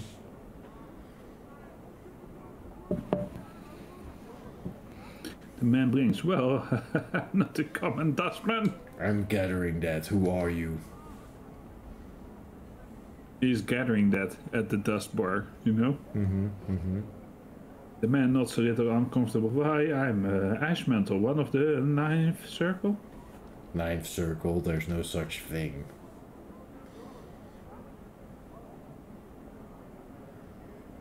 He suddenly tenses up. I don't have time to debate the practices and ranking of the Dustman sect with you, so if you'll excuse me. Ooh, this is interesting. We can grab his hand and just engage. We can engage right now, or we can try and press the matter by asking him who he really is. Well, we have high charisma to go meta. So we could do the 2 thing. Because I don't think we are that dexterous or strength related that we can grab his hand. Who are you really?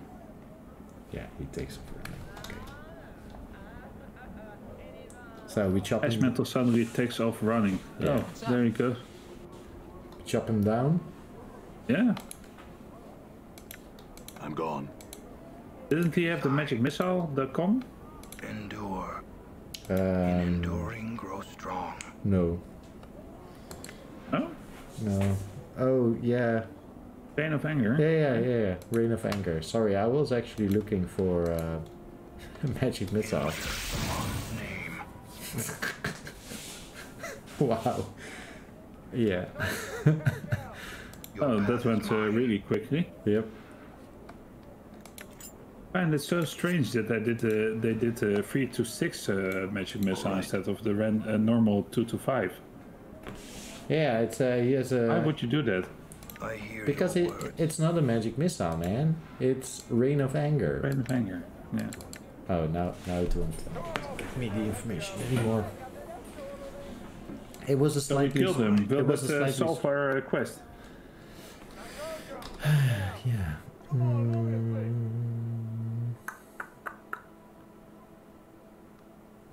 Track down a thief. Well, we stopped him from further soiling the faction's name.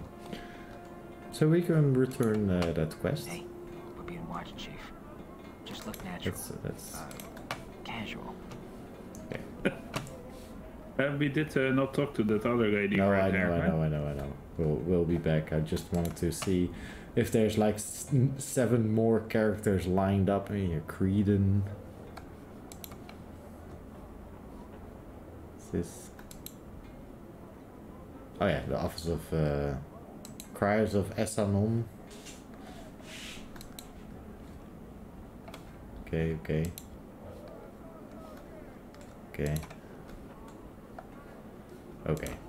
We talked to that woman. Miriam. This old woman stands silently by the wall, staring off into the distance. She seems to be unconcerned with the flow of traffic around her and clutches a wooden pole from which dozens of small fish are dangling. Greetings. Oh, lo, sir. She squints at you for a moment, trying to discern your identity. Oh my, here I was, thinking you one of me regular customers. She puffers her fishbowl. Tuna, sir, mackerel, sea cucumber. Oh, fish, thanks. I have some questions. Her mouth presses down into a tight Okay, if someone and she stares if someone off over wants to your sell shoulder. you tuna and mackerel in Sigil, it's a bit dubious, right? I mean, where is that tuna and mackerel coming from? Yeah, she has a fishbowl. Yeah, but we already spoke to a fishmonger. They're getting their fish from that's true. somewhere. Yeah.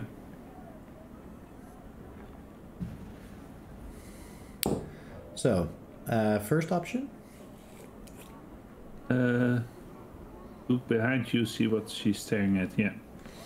You can see nothing of interest behind you. As you turn back to her, you catch her looking at you. She looks away quickly, resuming her staring off into the distance once more. What?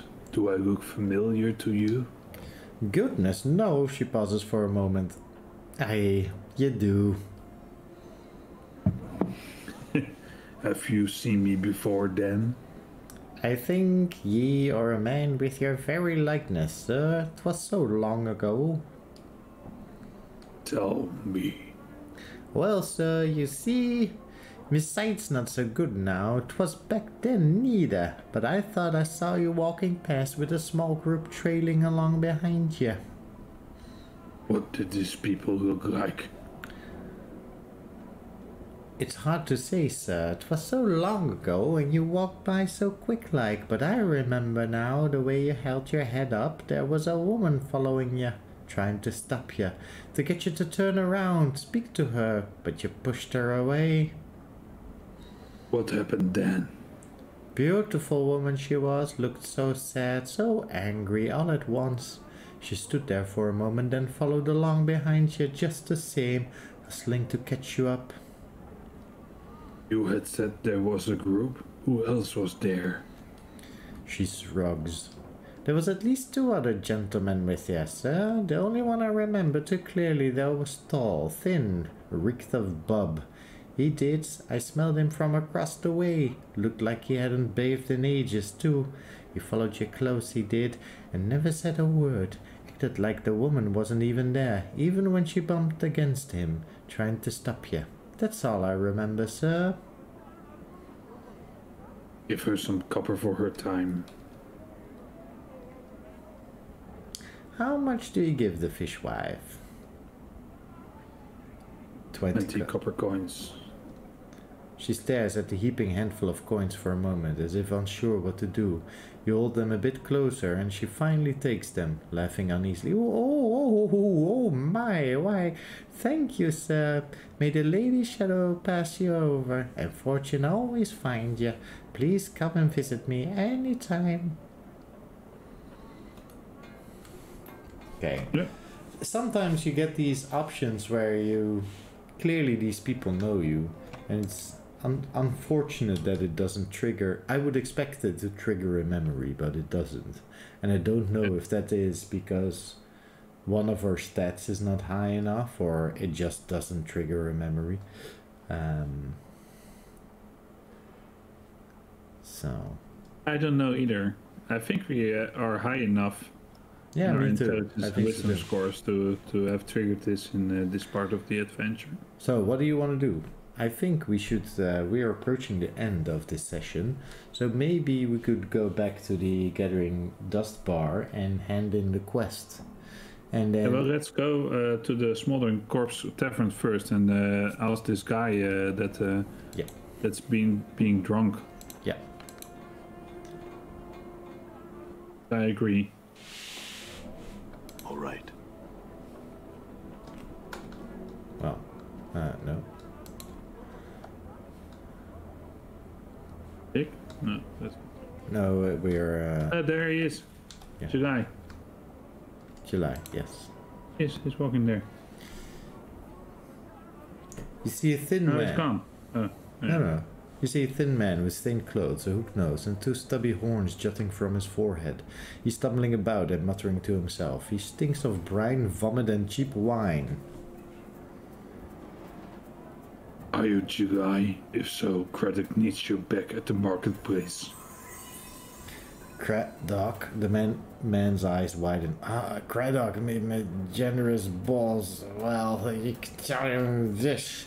He can pike off, and then he's filthy dog at a cur of the lowest sort. And July's not a working for him no more. He jabs you with his finger. Tell him that. I tell him from a distance. Farewell. What? Oh, what's happening? Yeah, tugs again. Sully.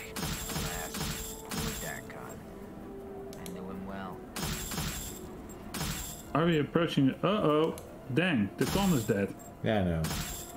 Don't worry, Oh. we got raised dead. Oh, that's true. It is true. You know, I forgot about that one. It is a bit weird to be a second level fighter and to have raised dead at your disposal. Okay. But he's fairly wounded though. Wow, we have so much stuff.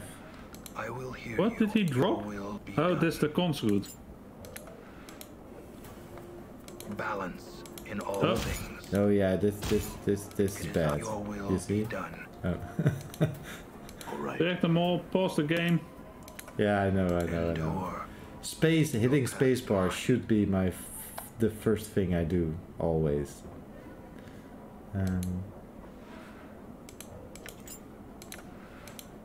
Huh? Okay. I hear I shall serve. Come on.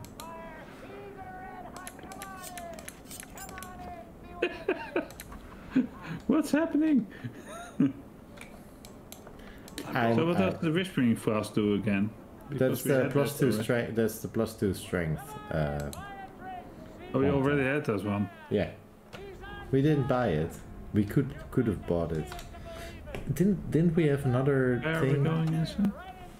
Yeah, I'm going inside because Oh, there were 3 men in front of the...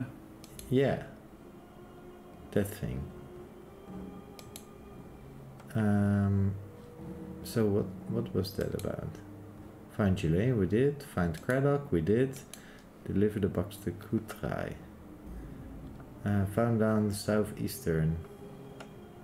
That's here somewhere. Person named Quatra. We need to find that one. Oh, okay. Yeah. Okay.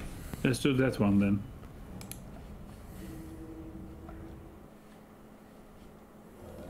The necklace maybe? From a guy who couldn't Right. fight? Was that in front of the Smoldering Corpse? I will hear your will be done.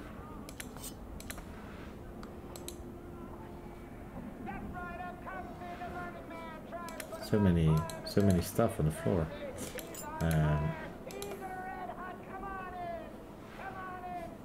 Yeah.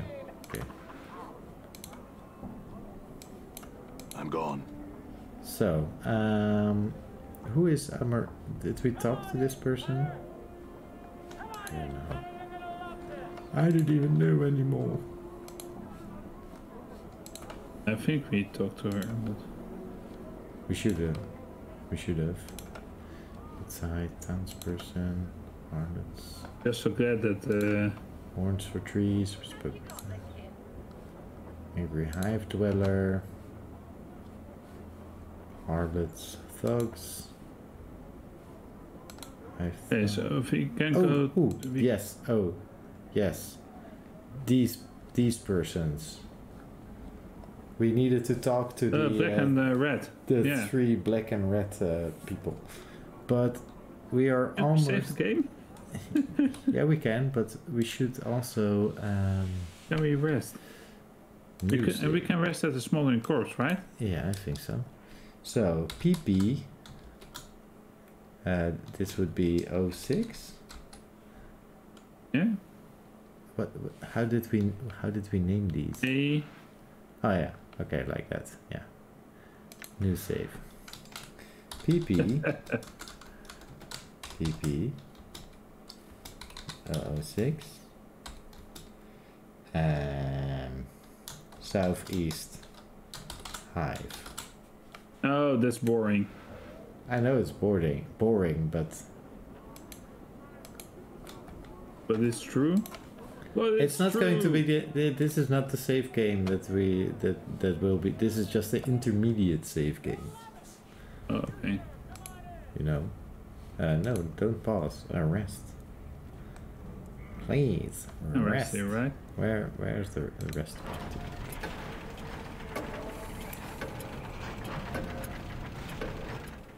Okay. Cool. No doubt.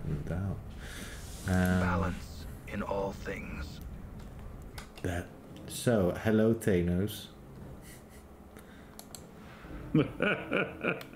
That's where they got it, man. It is. That's Thanos' thing. So in Holland we say Thanos. I really didn't like it when I first heard people say Thanos. Still don't actually. Hey, what's that third object we are having there? This copper piece has been clipped. Most of the copper has been shaved off, no doubt to still keep the appearance it is a coin and allowing the clipper to use the shaved copper to make another coin. It is magic item he gave us. Yeah, I know. It's surprising. Should get that. Should have that looked at. What kind of box is that? This is the ornate box that we are to deliver. Yeah. Feeling of dread seems to emanate from the box. It's the box we're not supposed to open. To deliver it where? I have no idea. Right? I plan to open it. Oh yeah, can we open it? Yeah, we can, but we're not going to do it now. We're saving it for a moment. We can use the item. Oh, you're resting again. Yeah.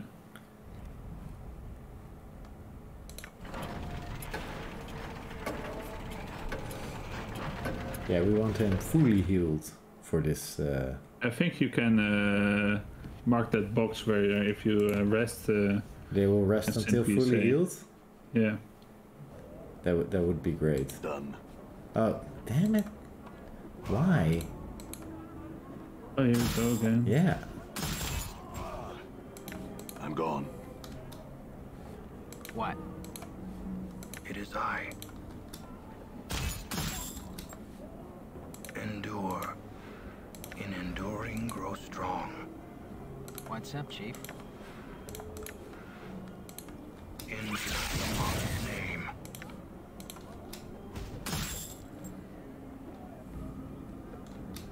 What's the word, Chief? Okay. I hear I shall serve. What's up? Damn.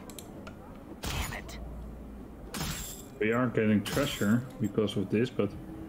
I'm We're hurt. getting experience points, we're getting treasure, but... I will hear you.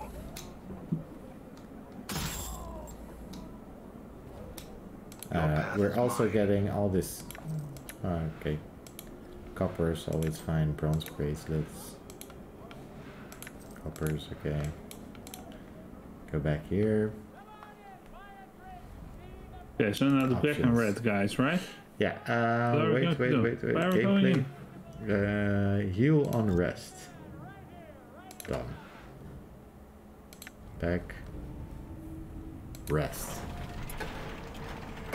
So, what are the chances of us walking outside and being attacked immediately again?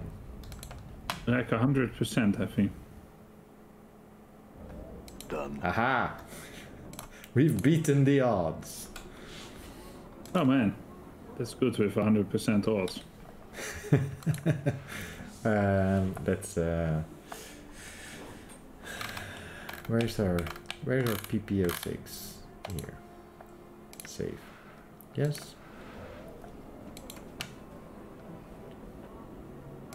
Let's talk. And it's so strange to watch with such a delay. This small, wiry thug is swathed in rags, dyed red and black. He glances at you as you approach. Greetings. Whoa! The man does not speak, he only glares at you. It doesn't look like he's the leader of this small band. Farewell then. He's the leader, obviously. This heavy-set thug is swathed in rags, dyed red and black. He looks like he's almost made of pure... Greetings. That's a good one. And how can I help you then, governor? Governor? This man's face breaks into a sneer. Looks to me he needs a healer. Oh, sorry. Yeah. You one of the ones who robbed a monk in the hive, took his prayer bead necklace. Some salt with lines scrawled across his face claimed it could have put us all in the dead book, yet let us bob in blind. The man gives a slow, toothless smile. Never even heard of such a sword, I haven't. So, interesting. Options. We are going to do it non-violently. Well, actually, that's the thing. So we are going to pay for it? Yeah. We can lie. Are we doing it with a lie? Yeah, we can use our charisma to just... Probably, I mean... Yeah, let's do a lie. The I like a lie Eretake... right now. It's to save lives, man. Yeah. The man's... Oh, you wanna read the lie? That is interesting. The rest of his order is looking for you, the brothers of Erid Age. Seems to know you quite well. The man sneer fades. What are you on about? What brothers? The soul was alone, he was. He's a member of a religious order, you fool. That necklace you stole is their most holy relic. If it isn't returned, the rest of his order is come looking for you, and they don't have any reservations about killing thieves. Damn, the man's eyes widen. Now, we were just keeping the relic form. He reaches into the fold of his robes and pulls forth the necklace, which he hands carefully to you. Here it is, no harm done, eh? Shall we lie again? Yeah. Push it, man. I hope this is enough to call off the rest of the order. Perhaps a donation to their cause is in order as well. It might help smooth things over and ward off any curses that might come your way. Updated my journal. Curses? The man makes a semicircle over his heart. Well now, wouldn't want any of that. He reaches into a purse at his belt and hands over several copper coins. Take it with me blessing, governor. Tell him no harm was meant. Your donation is appreciated. Farewell. Awesome. I'm gone. So now the question is, what do we want to finish this session? Done. So do you... Well then, I say... We go back... Go back to Craddock? Yeah. We go back to the guy with... Yeah. Because then we finished quests that we actually picked up this session as well. And I think that will make a... Done. Cleaner episode. Well, so clean. Yeah. Craddock was here. Right? I guess.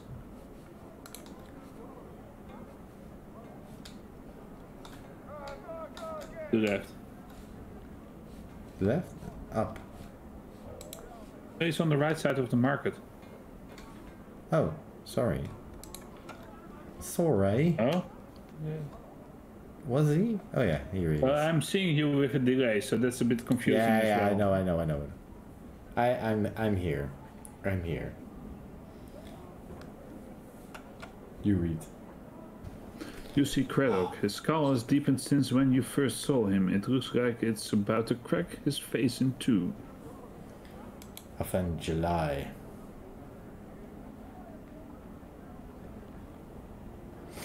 Is that right? Craddock glances around. Where is he then? He said to bike off that you were a cur of the lowest sort and that he wasn't going to work for you any Updated my longer. journal. New Oh, cool. taunts, all right. Craddock face turns... new taunt. Okay, cool. Craddock face turns red, bright red and his face cracks into a snarl. Damned be his name. May all the evils of the plains haunt his footsteps. A blistering stream of insults, threats, and speculation about July's family roots issues from Craddock's mouth. Oh, Morty clicks his teeth together as Craddock builds up steam. You can almost hear him taking notes inside his skull. Cool. Craddock finishes his tirade with a grunt. Damn that July. I'm in need of a day's work. I'll take July's duties for a time in exchange for his pay. Let's do too. Know what I did with this. Craddock studies you for a moment. Yeah? Ha! You couldn't. He suddenly falls out. Well, maybe you can. It's hard work and there's no drinking on my watch. Understood. Let's get started.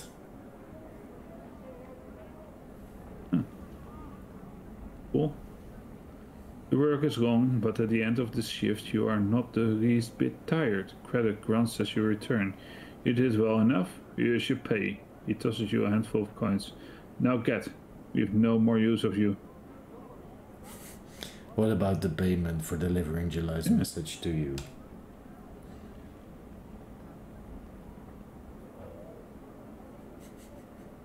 Craddock grunts, then reaches into his purse and counts off 10 commas, which he tosses to you. There's your pay. Now get. Alright. So we had... what was his name? Was that You want to go to the sender? In the sender? Or? No. To the other guy. Was he in this one or in the northwestern? I think in the northwestern.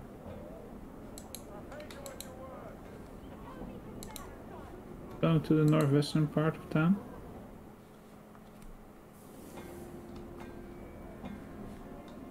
All right.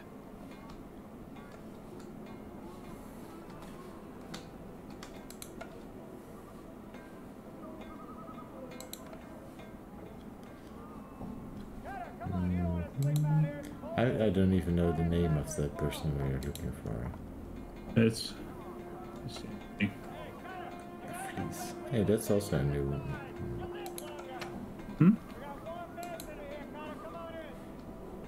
It was the guy with the blackened hands. Wasn't it the guy that was... you just passed?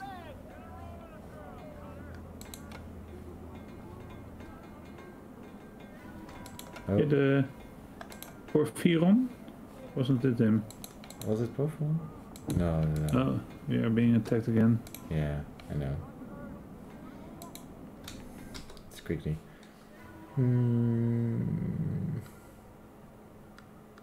Oh, now we've got 6 of them on us. Yeah, it was Porphyron. Yeah. Let's just enter this building. Really? Oh my god. All these named characters. Man! They don't like talking in this city. Huh? I'm gone. So, with all this, let's talk to Porphyron and then let's do this home on the next session, right? What's up, Chief? What home? Done. Sorry? Let's do this home that we just walked into. Oh, yeah. No, of course we're not going to do that now. But let's end it with Porphyron. That was my idea, yeah. The other option was ending it in the Gathering Dust bar. Damn it. Did you see that? Yeah.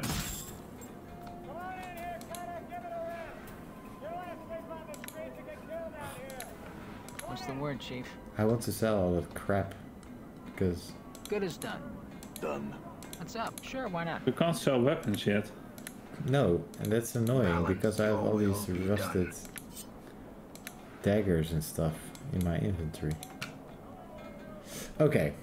You see Porphyron, he's still standing grimly on the street, paying no heed to the passerby.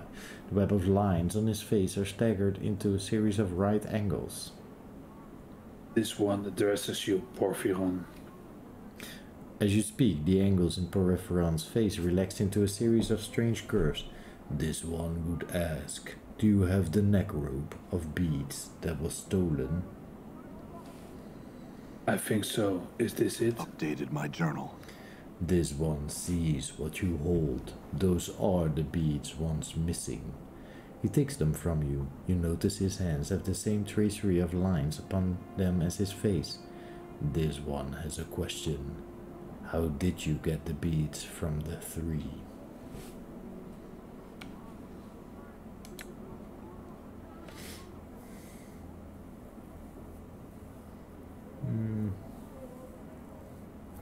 Can I do 2 or 1? Yeah, I mean, that 2 is basically what we did. Yeah. Right. It's a more confrontational way to put it, I think. Well, I mean, I told a few harmless lies. It's like, who are we to decide what harmless lies are? And probably saying that his order are murderers, are people that would like to murder this guy for stealing the beads. That's probably not going to go well. True. This one would know. One who fights with words carries a name in the order of Eridage. Peripheron's face breaks on 2 angles again. Those ones are called diplomats. It is a path without discipline and without honor.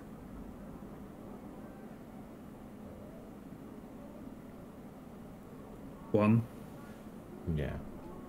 Yeah, you can read it if you can. I mean, if you were a true warrior, you would learn to use every weapon at your disposal. it's for our podcast listeners, Jasper. Yeah, it's for a podcast. This one bestows apologies. This one meant no offense. The angles on Peripheron's face sharpen acutely, then slowly curve into ripples. This one bestows several welcome thanks for your service. Yes? You're welcome, I think. I have a question for you, though. If you cannot enter combat, how did you get your warrior training? This one clarifies. The Eridage may train with one when there is no anger between them. I see. Could you teach me how to use those weapons? This one could instruct you, yes. But this one warns you. With knowledge of violence comes temptation to use it. I sure hope so. This Red one, button. Bum bum bum. Press. This one speaks. Is it your will to leave behind your previous profession? The path of the warrior cannot be walked with an unfocused mind. I have no profession other than fighting at this moment. I would walk the path of the warrior. This one will instruct. The lines on his face fall into triangles. These things compromise the angles of your training. Focus, experience, proficiency. I don't understand. Can you explain? Updated my journal. This one will speak of focus first. For teaching to take root, you must have focus. You must be committed to the path of the warrior. The warrior is your profession, no other. It's so us. We start this episode with technical problems, and we end this episode by talking to the one NPC that has like a whole encyclopedia of knowledge on something. Understood. I can only be the fighter class if I want to learn about weapons. What is the next angle of training? Updated my journal. This one will speak of experience second. True knowledge of combat comes only with experience. There is a limit to how much weapon instruction one may absorb. When you reach new level in the Art of Warrior, it may be you are ready for new instruction. Understood. There's a limit to how much I can learn at first, but this limit may increase when I reach a new level. What is the next angle of training? This one will speak of proficiency third. There is only so much one may learn about any weapon. This one would add, there is only so much that this one can teach. Knowledge of the weapon comes at 3 levels. The ignorant, the proficient, and the specialized. There are levels between each of those, in which the student has surpassed previous learning, but has not yet truly reached the plateau of the next skill. What are these levels? This level of the ignorant is this: when one does not know the weapon they use, the attack is clumsy, the damage less than its potential. It's so cool. It's such a cool way to just explain the 2nd edition rules. That sounds like me when I awoke on the mortuary slab. Go on. What is the level of the proficient? The level of the proficient is this: when one has learned a weapon, he is said to have proficient in its use. His attacks are no longer clumsy, they come swiftly and surely. And the level of specialist? Updated my journal. The level of the specialist is this: when one goes beyond proficiency, he becomes specialized in the use of the weapon. The weapon is no longer a tool, but an extension of will. Alright, I understand. What can you teach me of weapons? This one was trained in the hand, the blade, the stave, the hatchet, and the smiter. Of which would you know? I wish to know about the fists. Man. Yeah, we can because he's probably going to give us a proficiency in one of these weapons, right? So what do we want to do then? Well, we can say no instruction today. I may return when I wish to learn more, and then we quit and leave the choice for next time. Yeah, that's okay. Yeah, that's okay. Yeah. Yeah. No instruction today. I may return later. Okay, save game. New save. PP 006 Peripheron. Was it like that? I don't know. Just wanted to say it was Poripheron. Poripheron. Anyway. Ah well, we get the gist. Peron. With Peron. So it's quite different. what? Peron. I said Peripheron and it was Poripheron. Peron. With an M at the end. Oh really? Oh that. Yeah. So yeah, that I missed. Yeah. Okay. Yeah. Ah well. So Jasper, we're we're ending it. That was it. Yeah, I think it was a good session, and I still have these 3 books next to me, and I know what I want to tell you about these 3 books, but this one was a bit different, I think, because we discussed the way in which the computer variant of role-playing games gives you another way of playing things as we do on at the table. Mm-hmm. And I think that's what we took out of this session. Yeah. Yeah. And even that some things could have been better, even though it's a great game. So, for next time, Jasper, if I can give you some homework, do you have anything in your nice books about this order of Peripheron? The Ageth Ageth? No. All right. No, there's nothing in that. Okay. I think a lot of those. There are quite a lot of names that look a lot like other names, but I don't know what this one could be. Okay. You don't know about an order of warriors that live as pacifists? No. To prepare for some end battle. Yeah. Ragnarok. Alright. Let's not talk Ragnarok again, but... I mean, it's the end of times, right? the last battle and such and such. Okay. I love Ragnarok. I really do. It is the best Marvel movie ever made. Yes, I'm glad I'm glad you finally agree, Jasper. You know that the reason is not that I don't like what Titi did to it, nor the humor and everything, but because I have such great expectations about the thing called Ragnarok. Well, then you should read the comics, or you should read the Edda, or you should read. I have read the Edda. That's not the problem. That's why I love it. Yeah, and that's why I think, and I understand why they did it, because they put it like a backdrop into the movie. It wasn't about Ragnarok especially. It was about a lot of other things, but Ragnarok is such a thing that I grew up with in a way, and then, but you are expecting the Ragnarok as described in the Edda, but no. I expect fear, but there is no fear in that movie.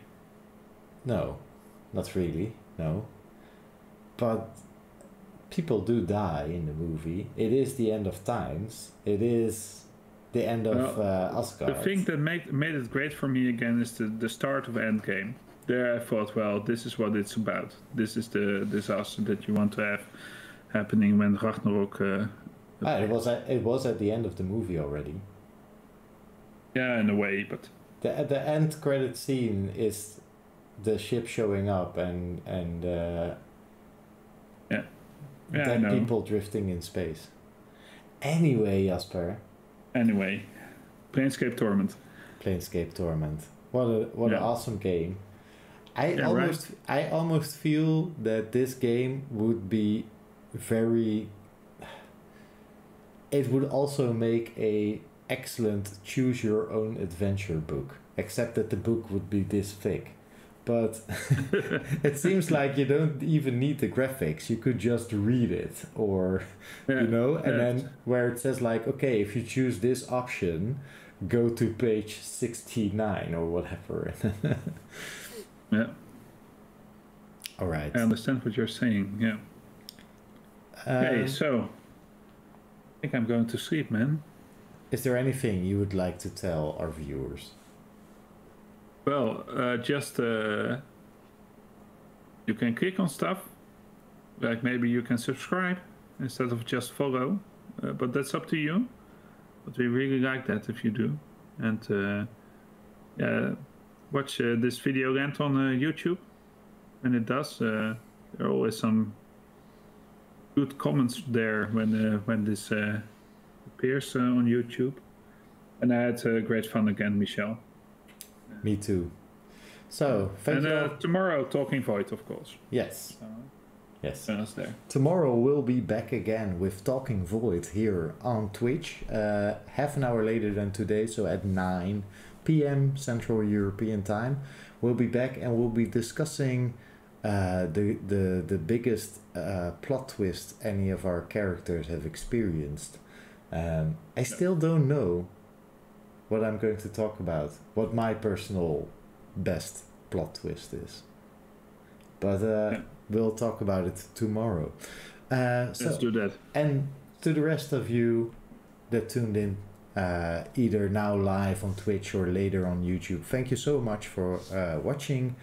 I hope you enjoyed it. If you do, like, subscribe, comment. We love to interact with you guys. So comment on our Twitch, on our YouTube, on our Instagram or Facebook. You can even join us in our Discord. Thank you so much and see you next time. Goodbye.